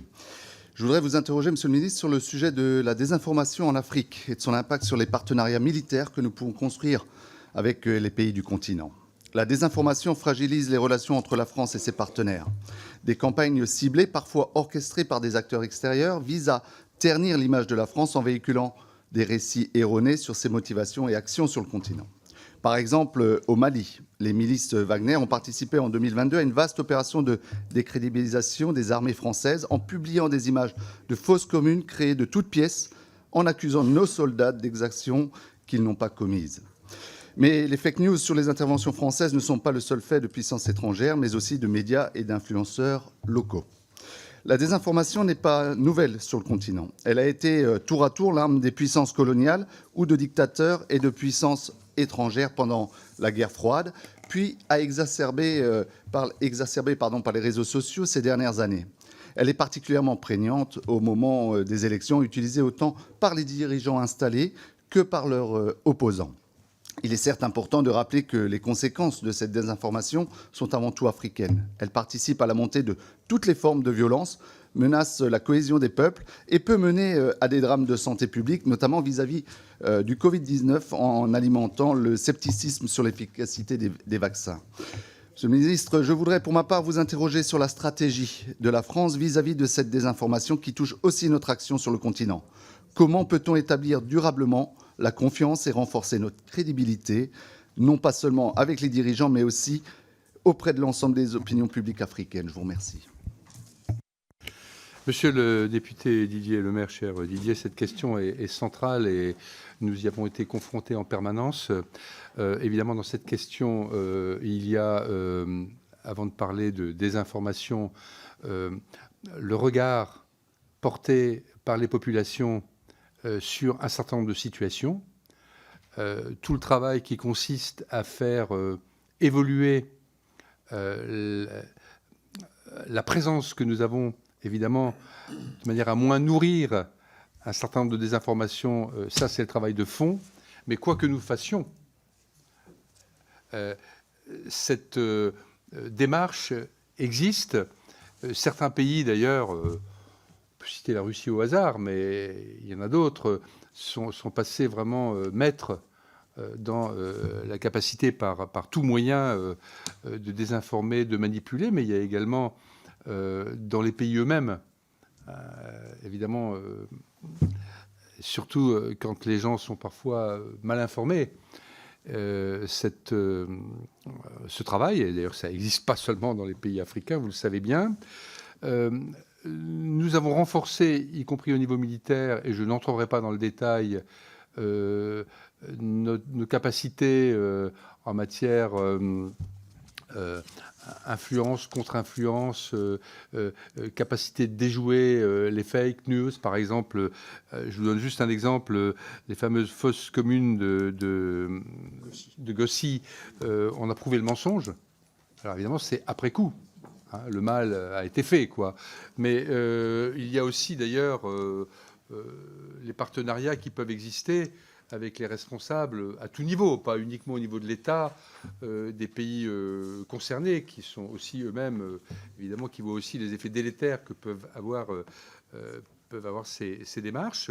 Il faut également, et souvent, là, encore une fois, on est sur des travaux de fond qui ne sont pas, qui ne sont pas simplement technologiques, hein, mais qui sont dans la relation qu'on peut avoir avec certains médias, les sociétés civiles, encourager ceux qui, en Afrique, essayent de faire en matière informationnelle un travail sérieux, un travail de fond.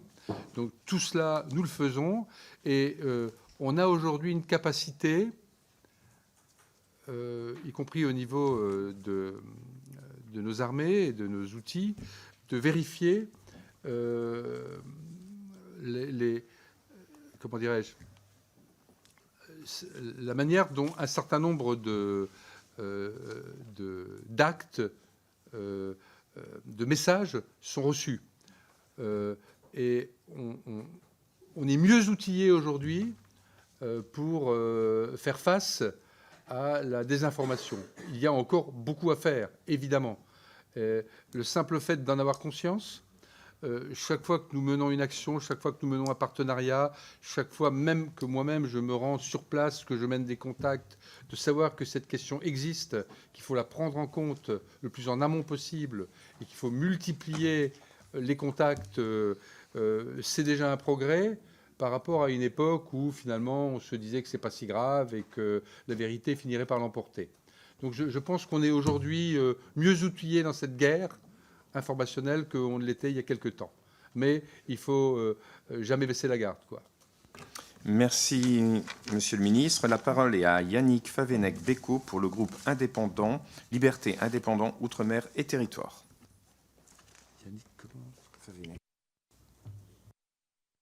Merci, Monsieur le Président. À mon tour d'avoir une pensée chaleureuse pour tous nos soldats, notamment présents en Afrique. Monsieur le ministre, que ce soit au Mali, au Burkina Faso ou encore au Niger, la principale préoccupation des nouveaux dirigeants semble être moins la lutte contre le terrorisme que la consolidation de leur pouvoir. Les gouvernements de ces États se tournent vers ceux qui peuvent garantir la sécurité de leur pouvoir. Et aujourd'hui, ce sont les Russes qui occupent ce rôle sur le plan de la sécurité.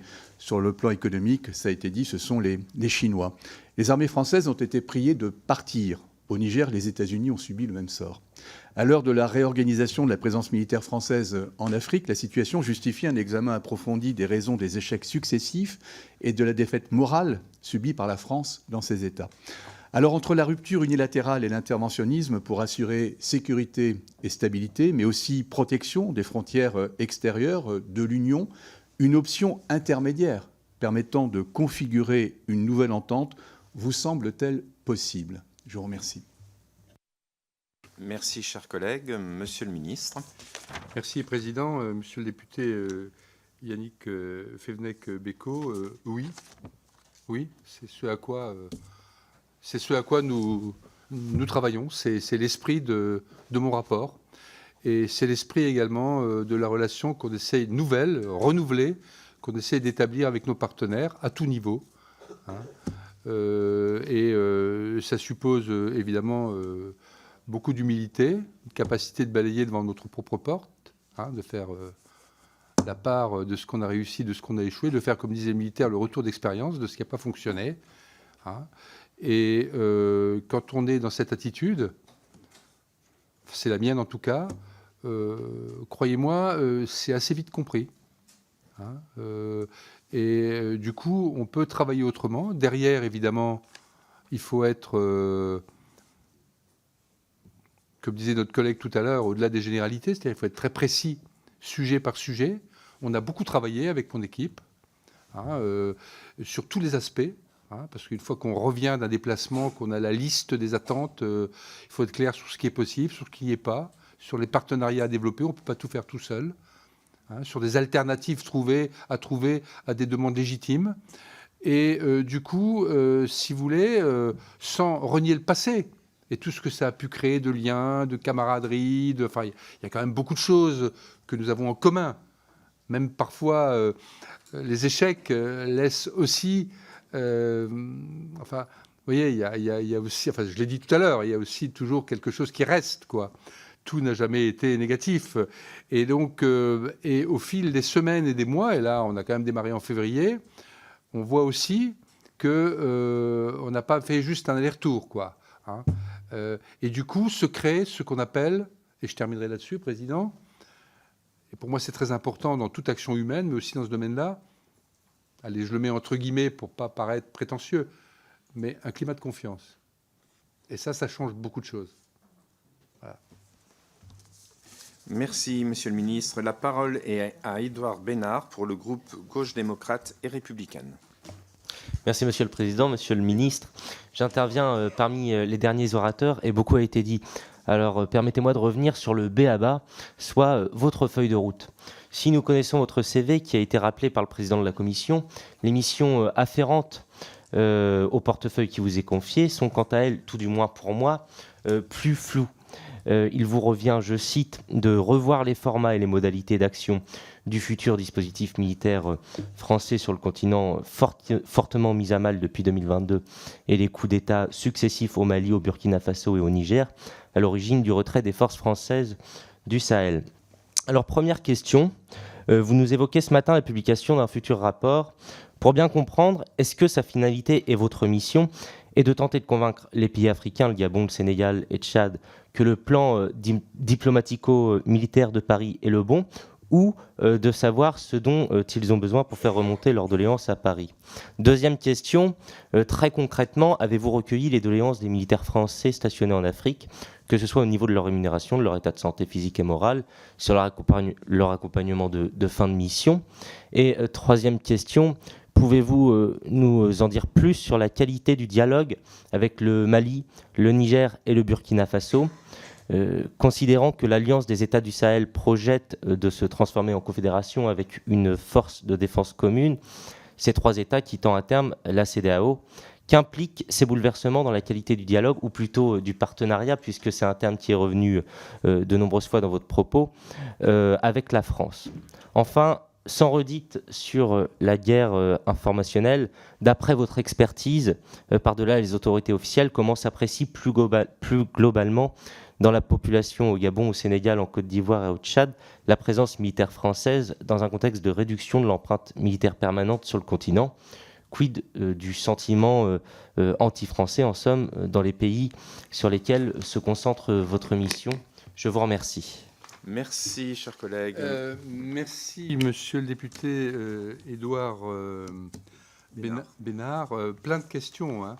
Plein de questions.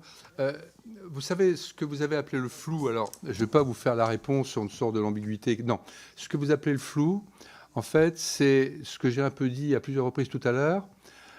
Si on arrive avec un point de départ de mission, même si, évidemment, on avait beaucoup d'éléments de réflexion préalable à la mission, au niveau notamment de l'état-major des armées, etc. Évidemment, on ne part pas de rien. Et comme je le disais tout à l'heure, on ne se cache pas derrière son petit doigt, on n'avance pas masqué, sinon l'interlocuteur considère qu'on se moque de lui. Mais si on arrive, comme au début, certaines fuites ou autres dans les médias, avant même que la mission ne commence, on laissait entendre avec un truc complètement formaté, on vient vous dire que, c'est planté d'emblée. C'est même pas la peine. Et donc, le sentiment de flou que vous évoquez, c'est une démarche qui se voulait et qui l'a été, et les pays l'ont constaté, ouverte, avec une marge de discussion significative. Hein. Mais on est sorti du, entre guillemets, flou, peu à peu, à travers ce travail. Aujourd'hui, les partenaires, les trois partenaires, n'emploient plus ce terme. Même s'il peut y avoir, car c'est in fine quand même côté français, un arbitrage du président de la République sur nos propositions, même si, encore une fois, le travail partenarial a déjà commencé. Quand le président du Gabon s'est rendu à Paris du 31 mai au 1er juin, et que d'ailleurs on s'était encore revu à Paris avant qu'il n'y ait le contact au niveau présidentiel, il y a eu une avancée par rapport au déplacement qu'on avait fait en mars, et le sentiment que, au-delà du rapport, qui met un certain nombre de choses sur le papier, le travail a déjà commencé. Donc voilà. Ensuite, donc pas de plan de Paris, hein, un plan partagé. Et la condition de la réussite dans la durée, c'est que la démarche soit perçue comme telle. Pour le moment, objectivement, je pense qu'elle l'est. Oui, par exemple, quand je vais au Tchad avec mon équipe, on va dans les 3 bases. On prend notre temps.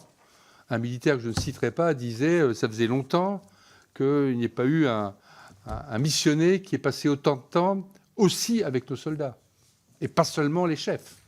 Hein. Vous savez, il y a des moments conviviaux ou autres où on est à l'écoute, bien sûr. Puis j'ai un peu de bouteille sur le sujet, donc voilà, on ne me la fait pas. Hein, donc je pense avoir été à l'écoute et avoir fait ensuite remonter ce qui avait lieu de faire remonter naturellement. Sur les 3 pays, j'ai déjà longuement parlé tout à l'heure, je n'y reviens pas, et d'ailleurs en dire davantage serait hors champ. Oui, ça aussi c'était une question évidemment importante sur la guerre informationnelle et la manière dont les populations aujourd'hui regardent cette présence militaire. Comment vous dire ? Il est certain que dès qu'il y a un temps électoral ou autre, dégage la France, ça fonctionne. Ça fonctionne parfois aussi sur une capacité habile de détourner un mécontentement vis-à-vis de dirigeants en place dans les pays. Bon, il faut aussi le savoir, quoi. Pas non plus qu'on soit constamment dans la repentance ou dans le sentiment que tout est notre fait. Bon, voilà, quoi. Ensuite, parfois, quand vous discutez avec les gens en Afrique, déjà, ce qu'ils pensent, et quand il y a parfois, je sais pas, 200 militaires, on continue à dire 3000, quoi. Enfin, je veux dire, donc, bon, on sent qu'il y a une sensibilité, et derrière le sentiment que, ben voilà, il y a des militaires, donc est-ce qu'on est vraiment souverain ? Donc c'est des sujets. Hein. Et plus, regardez au Gabon, par exemple. Mais ça vaut aussi pour la Côte d'Ivoire, où il y aura une cérémonie, je crois, fin novembre, au niveau de la mutualisation. La mutualisation, le drapeau qui devient le drapeau du pays d'abord, le drapeau français dans certaines enceintes, tout ça, c'est des signes, c'est des symboles qui montrent, y compris à tout un chacun, que ça change. Mais ça ne veut pas dire que les gens souhaitent, quand on leur parle, le départ. Hein. Brut. Ils souhaitent une évolution importante et derrière des changements, y compris pour eux. D'où l'intérêt d'être constamment sur une démarche à 360. Voilà. Ma réponse est partielle, mais il faut respecter le timing. Merci, Monsieur le Ministre. La parole est à Bernard Schex pour le groupe UDR. Monsieur le Président, Monsieur le Ministre, alors que nous assistons à une déstabilisation de certains pays africains, nous attendions avec beaucoup d'intérêt votre éclairage sur la refonte de notre configuration militaire en Afrique, et j'avoue qu'après 1h30 d'audition, je reste dans le flou, voire dans l'ignorance. Malgré tout, mes propos seront les suivants.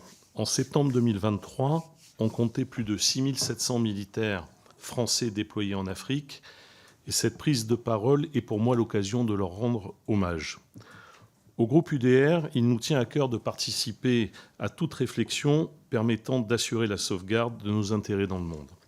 L'Afrique connaît des mutations profondes avec des particularités qui peuvent mettre en péril nos intérêts stratégiques. Je pense évidemment à l'explosion démographique et des flux migratoires qui en découlent, l'influence de grandes puissances concurrentes et la menace terroriste sur le continent. En parallèle, tout laisse penser que la France voit son influence contestée, et particulièrement avec le départ de nos troupes du Sahel, comme dernièrement au Niger, avec un sentiment anti-français très palpable lors du coup d'État de l'été 2023. Bien que la quantité ne soit pas gage de qualité, nous souhaiterions comprendre comment la baisse de notre présence militaire à seulement quelques centaines de soldats s'insère dans la stratégie du président de la République et à la poursuite de quel objectif. Le constat est là. Nouvelle présence américaine en Côte d'Ivoire depuis juillet 2024, déploiement de l'influence russe au Niger, ouverture d'écoles chinoises en Tanzanie et tant d'autres événements qui soulignent l'attraction de l'Afrique pour certaines puissances mondiales. Ainsi, mes questions sont les suivantes. En parallèle de la baisse des effectifs, quelles sont les grandes étapes de la future coopération militaire entre la France et nos partenaires américains? Et je pense particulièrement au sort réservé aux écoles militaires nationales africaines à vocation régionale. Et par ailleurs, comment est-il envisagé de soutenir les entreprises françaises qui contribuent au rayonnement économique de la France en Afrique? Je vous remercie. Merci, Monsieur le Ministre. Monsieur le député Bernard Schex.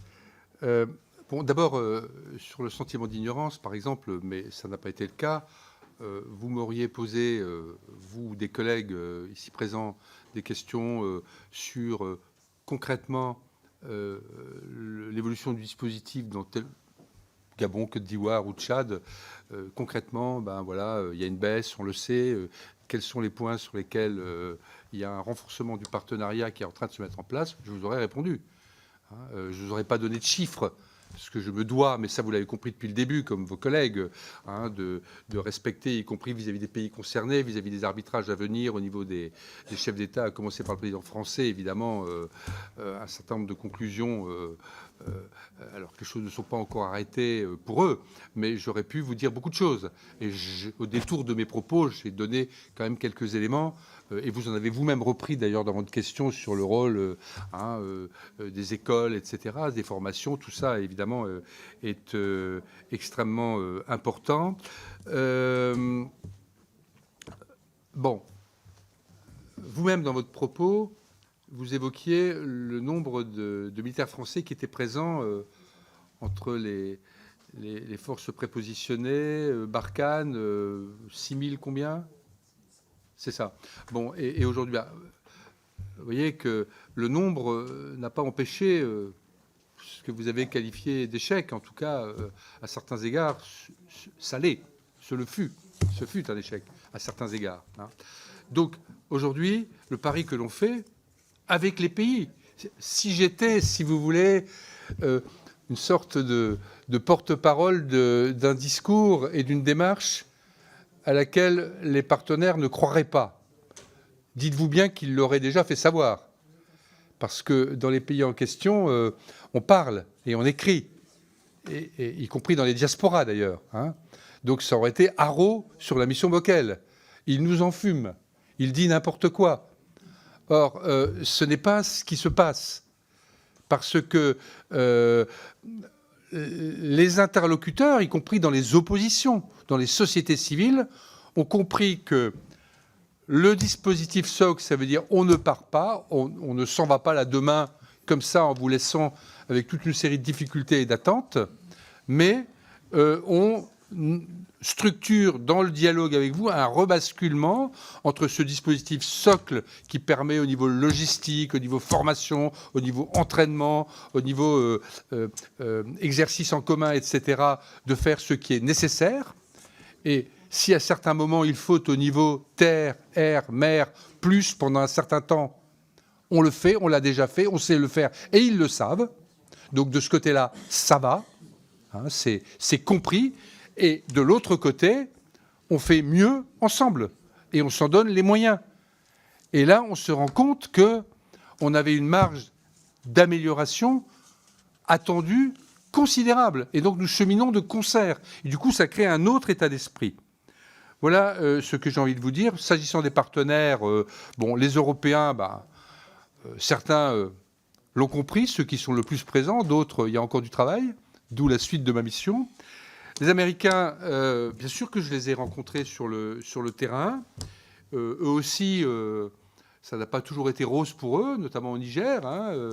Et donc, ils cherchent aussi, dans leur présence à venir, à établir des partenariats, voire parfois, mais ça passe aussi par l'accord du pays concerné, des mutualisations. Le chef d'état-major, Thierry Burkhardt, ne l'avait pas exclu lors d'une récente audition. Voilà, en tout cas, j'en profite d'ailleurs pour dire que je n'aurais pas pu mener cette mission, certes comme envoyé du président de la République, si je n'avais pas pu travailler en parfaite intelligence avec Sébastien Lecornu et ses équipes, avec le général Thierry Burkhardt et ses équipes, et avec également les ministres successifs, et aujourd'hui Jean-Noël Barrot et demain le ministre des Affaires européennes sur la dimension européenne, et leurs équipes, et bien sûr les ambassadeurs de terrain, sans lesquels ma mission aurait été un échec, et qui sont d'ailleurs très en attente de la suite. Donc, à mon modeste niveau, et encore une fois, toute une série de problèmes restent sur la table, vous avez raison, hein, je ne suis pas dupe non plus, je ne me raconte pas d'histoire à moi-même, mais je pense quand même que ça n'est pas inutile. Merci, Monsieur le Ministre. Nous avons encore 5 questions, donc nous allons prendre une première salve de 3 questions, et je passe la parole donc pour 1 minute à Abdelkader Lamar. Oui, merci le Président. Donc moi je vais commencer par une pensée pour les millions de victimes de la colonisation en Afrique et de rappeler justement à mon collègue du RN ici que c'est peut-être ce crime contre l'humanité qui explique des positions qu'il ne comprend pas de nos voisins africains et maghrébins. Oui, justement hors sujet, mais c'était important d'avoir cette pensée pour ces victimes. Alors la situation, alors moi ma question va concerner la situation en République démocratique du Congo qui devient très préoccupante. Donc le cessez-le-feu signé en août dernier semble bien loin avec la reprise de l'offensive du M23 fin octobre dans le nord Kivu. Donc cette guerre qui dure depuis près de 30 ans a fait plus de 6 millions de morts et 7 millions de déplacés, dans un silence assourdissant de nos médias occidentaux.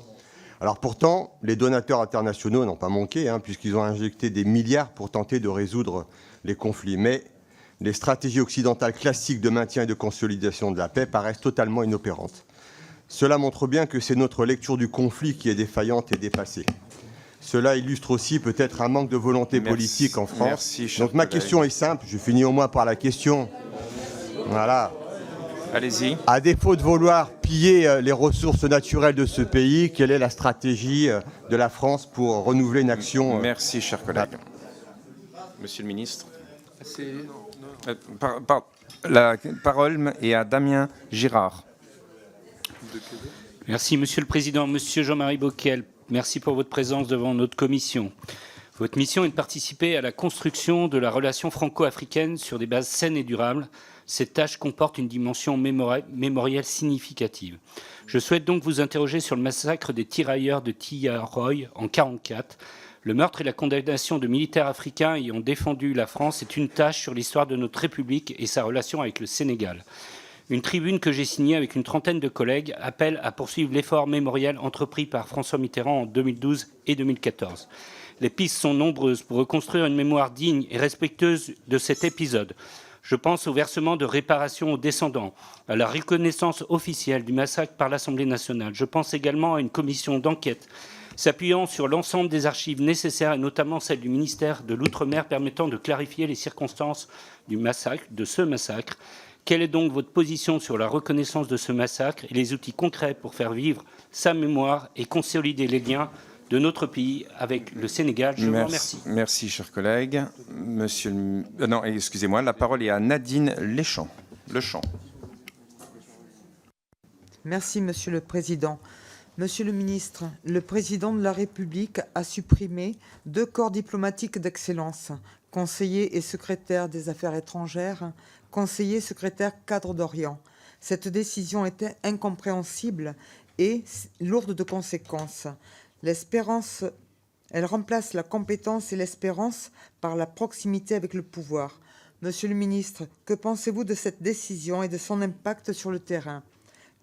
Je vous remercie. Merci d'éclairer notre commission. Merci, Monsieur le ministre. À vous pour répondre à ces 3 questions. Non, après on aura 2 autres ensuite. Pour moi. Oui. Je vais être assez rapide parce que concernant la République démocratique du Congo, évidemment, on n'est pas dans le champ de ma mission. Et donc, vous parliez de la stratégie de la France. Je pense que, cet énorme pays, le plus grand pays francophone au monde, comme vous le savez, confronté à cette guerre sans fin, quelle est la stratégie africaine? Quelle est la stratégie de la sous-région? Quelle est la stratégie des pays concernés, ce pays, les pays voisins? Au fond, si on a un regard respectueux de l'indépendance de l'Afrique et de sa maîtrise de son destin, c'est la première question à poser. Sauf à considérer, avec un esprit post-colonial qui n'est celui d'aucun d'entre nous, que nous avons un rôle majeur à jouer. D'ailleurs, d'un point de vue humain et d'un point de vue empathique, c'est horrible, c'est terrible. Ça ne peut pas nous laisser indifférents. Mais chaque fois qu'on a voulu considérer qu'on avait la capacité de régler la question sans que les pays concernés ne soient au premier plan, on connaît la suite de l'histoire, particulièrement en Afrique, je vous le rappelle. Donc là aussi, soyons impliqués, soyons concernés, soyons partie prenante, soyons humbles. Sur la question mémorielle, je peux, monsieur le député Damien Girard, tout à l'heure je ne vous ai pas cité, monsieur le député Abdelkader Lamar, et je m'en excuse auprès de vous. Voilà, oui. Pardon, c'était tellement déjà dans le contenu de ce que j'allais vous dire. Donc, Damien Girard, disais-je, je veux rappeler la volonté du président de la République de poursuivre et même d'intensifier le travail mémoriel. D'ailleurs, vous le savez, vous avez pu vous en rendre compte à plusieurs reprises, y compris d'ailleurs, on parlait tout à l'heure de la RDC et de son voisin, le Rwanda. L'agenda transformationnel que j'ai cité à plusieurs reprises au niveau des affaires étrangères le prend en compte. Au niveau de Tiaroy, il y a actuellement un dialogue en cours. Oui, les Sénégalais qui sont venus consulter les archives en France. Les Sénégalais sont venus consulter les archives en France.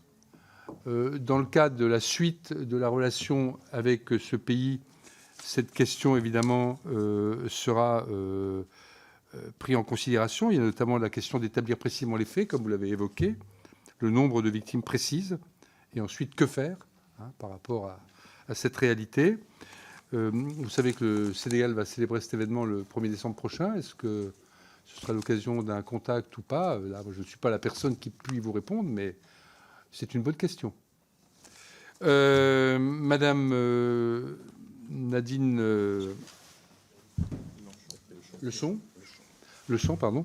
Je n'ai pas envie de vous dire joker, parce que ça voudrait dire que je n'ai pas d'opinion sur le sujet. mais je n'ai pas compétence ni autorité pour vous répondre.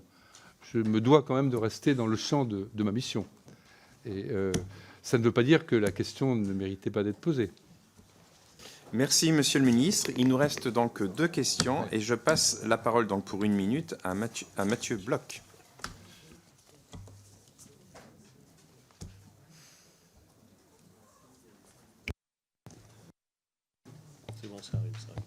Merci, Monsieur le Président, Monsieur le Ministre. Les récents événements au Mali, au Burkina Faso et au Niger témoignent d'un rejet virulent de la présence française. L'ambassade prise d'assaut, notre drapeau piétiné et brûlé. Ce ressentiment dépasse les simples questions de défense et touche à des dimensions identitaires et politiques profondément enracinées. Des acteurs tels que le groupe russe Wagner exploitent ce ressentiment à travers des campagnes de désinformation et en se présentant comme des alliés alternatifs. Ces mensonges s'attaquent à l'image de notre pays, en le dépeignant comme une force d'occupation plutôt qu'un partenaire de paix, alors même que la France a œuvré pendant des années au renforcement des capacités locales, aux opérations de maintien de la paix et au développement de gouvernances stables, parfois au prix du sang et des larmes de nos militaires.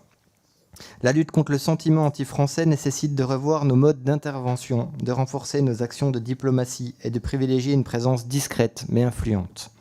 Dans cette optique, quelles actions concrètes envisagez-vous pour contrer cette désinformation et regagner la confiance des populations africaines? Je vous remercie. Merci. La parole est à Marie Recalde. Monsieur le ministre, deux sujets. Un auquel vous avez partiellement répondu sur le commandement pour l'Afrique qui a été créé en août dernier, qui a comme commandant le général de brigade Pascal Lany. Quel regard portez-vous sur ce nouveau commandement avec des effectifs équivalents à celui d'un gros bataillon, alors que pendant le même temps, la présence d'autres pays, notamment des Russes, est particulièrement importante et qui ne cesse d'étendre son influence? Et puis, deuxième sujet, sur le prochain sommet Afrique-France qui se tiendra au cours du premier trimestre 2026 à Nairobi, donc avec pour la première fois un sommet qui se déroulera dans un pays africain non francophone. Ce qui illustre sans doute la remise en cause de la position française dans cette zone où nous étions très présents et influents. Ce sommet devrait permettre d'aborder des questions liées aux défis climatiques et l'architecture financière internationale. Est-ce que vous avez d'ores et déjà des orientations de travail en amont de ce sommet et quelle y serait la place de la France? Merci, Monsieur le Ministre. Merci beaucoup, Monsieur le Président. Au député Mathieu Bloch, je dirais que son constat, je le partage à bien des égards sur cette forme de rejet que vous avez évoqué et décrit. Alors, ne comprenez pas mal ce que je vais vous dire. Ce que je vais vous dire ne relativise pas le caractère virulent, y compris avec toutes les manipulations qu'on peut imaginer, mais bon, certains pays, y compris où il y a eu récemment ces manifestations, je les connais bien, j'y vais régulièrement. Parfois, les mêmes peuvent avoir une attitude vis-à-vis de la France complètement différente. Je donne un exemple, juste un parmi d'autres. Quelqu'un d'autre parlait de la dimension entreprise française, etc. Aujourd'hui, ce qu'on sait en matière informationnelle, et on a quand même quelques outils, comme je disais tout à l'heure, c'est que pour un Africain, particulièrement un ou une jeune africaine, la perspective de travailler dans une entreprise française, y compris certains majors qui peuvent être parfois critiqués dans le domaine énergétique ou autre, c'est quand même par rapport à d'autres pays, par rapport à d'autres perspectives, considéré comme un plus, que ce soit au niveau de la manière dont on est considéré, payé, déroulement de carrière, respect, etc. Alors on n'a pas toutes les qualités, ce que je dis ne couvre pas des réalités qui peuvent être parfois différentes, mais c'est quand même un élément d'image positif qui m'est revenu. Et c'est un exemple parmi d'autres du regard qui peut... Enfin, il faut nuancer, quoi. Faut pas, je ne suis pas en train de dire que ce que vous avez décrit n'existe pas. C'est un gros sujet, un gros souci, mais on a quelques arguments pour y répondre et pour le contrer. Et on y arrivera d'autant plus qu'on ne sera pas seul. car on est souvent mieux défendu sur ces sujets de rumeurs et autres par d'autres que par soi-même. Et c'est aussi un peu un travail, et la dimension à 360, l'amélioration des partenariats, l'évolution de la présence, les contacts qu'on peut avoir avec un certain nombre de personnes qui sont capables aussi de faire passer des messages, professionnellement ou même associativement ou autres. Et ça se fait déjà, contribue à cela. Alors, c'est toujours plus facile de dénigrer que de construire. Mais la partie n'est pas perdue, d'autant que un certain nombre de, comment dirais-je, de compétiteurs agressifs, comme je l'ai dit également tout à l'heure, ont montré aussi parfois les limites de ce qu'ils pouvaient apporter aux gens sur la durée. Donc voilà, c'est là aussi... je dois, moi qui suis plutôt de tempérament un peu impatient, c'est-à-dire que j'aime bien agir vite, aller au résultat, je me discipline moi-même dans ce travail pour considérer en permanence que ce que nous faisons, ce que nous essayons de faire, avec ces partenariats que j'évoquais, s'inscrit dans un temps plus long que la manipulation, la désinformation et son immédiateté. Mais à la fin, ça porte aussi ses fruits. Marie Recalde. Alors, le général Yanni était, avant sa mission actuelle, à l'état-major des armées, sur ces sujets d'influence et de contre-influence. Pour moi, il est la bonne personne. Il sait où il va, il sait de quoi il parle.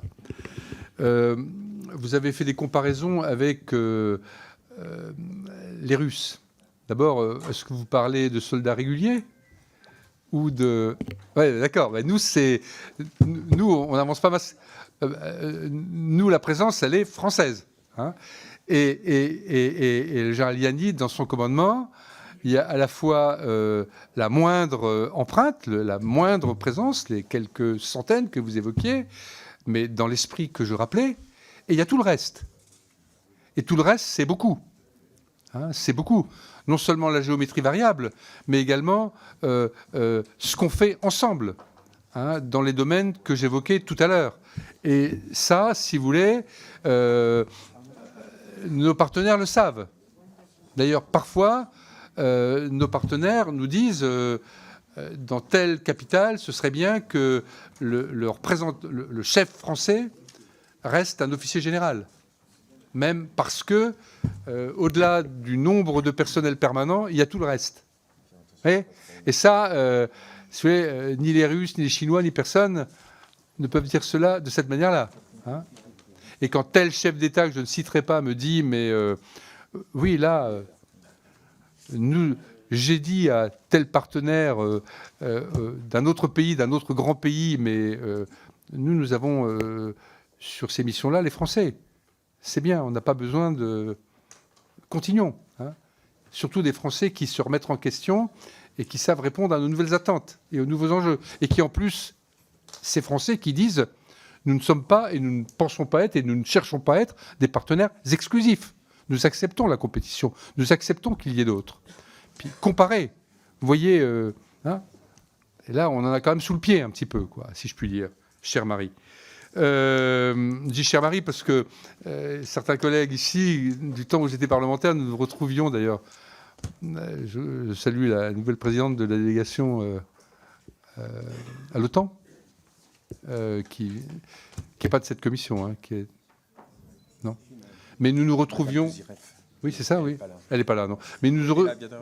Allez, je sais pas. là derrière. Ah ben oui, c'est bien, tu vois, on est bien d'accord. Où nous nous retrouvions dans cette enceinte sur des sujets importants.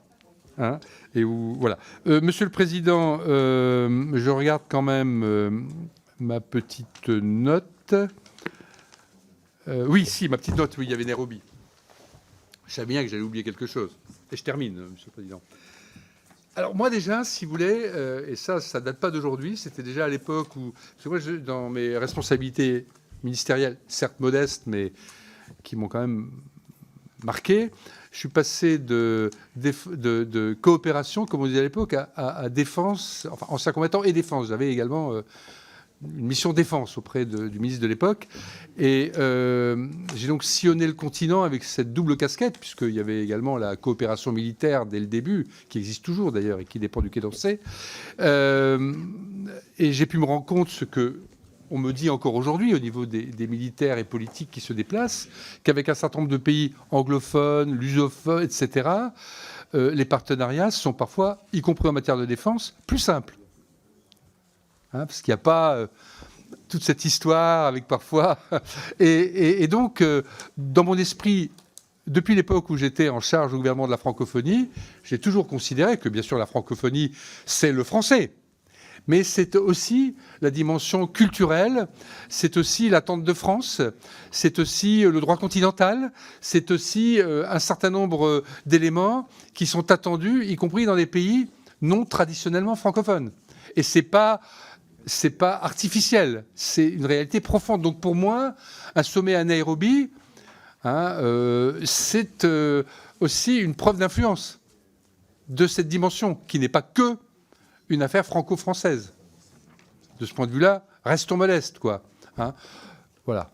Et jouons cette carte, et y compris d'ailleurs vis-à-vis de nos pays, et y compris ceux qui sont dans mon périmètre, de montrer que, bah, voilà, et pour eux c'est rassurant d'une certaine manière. Nous sommes capables d'avoir des partenariats plus larges. Et d'ailleurs, si on prend l'enjeu sécuritaire, le fait que nous ayons des partenariats de défense avec un certain nombre de pays où nous n'avons pas de base, hein, qu'ils soient francophones ou pas, fait aussi partie d'un terme que j'ai peu employé dans mes réponses, mais que j'utilise sans aucune gêne, qui est, y compris au meilleur sens du terme, notre influence.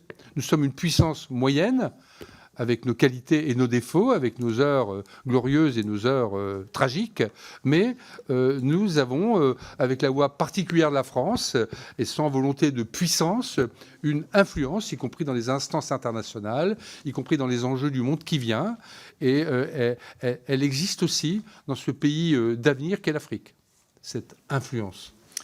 Eh bien, ça sera une belle conclusion, Monsieur le Ministre. Merci beaucoup pour vos propos, pour vos réponses nourries à nos différents députés. Mes chers collègues, nous nous retrouvons pour la suite de nos travaux d'ici 5 minutes. Donc, à tout de suite. Merci à toutes et à tous.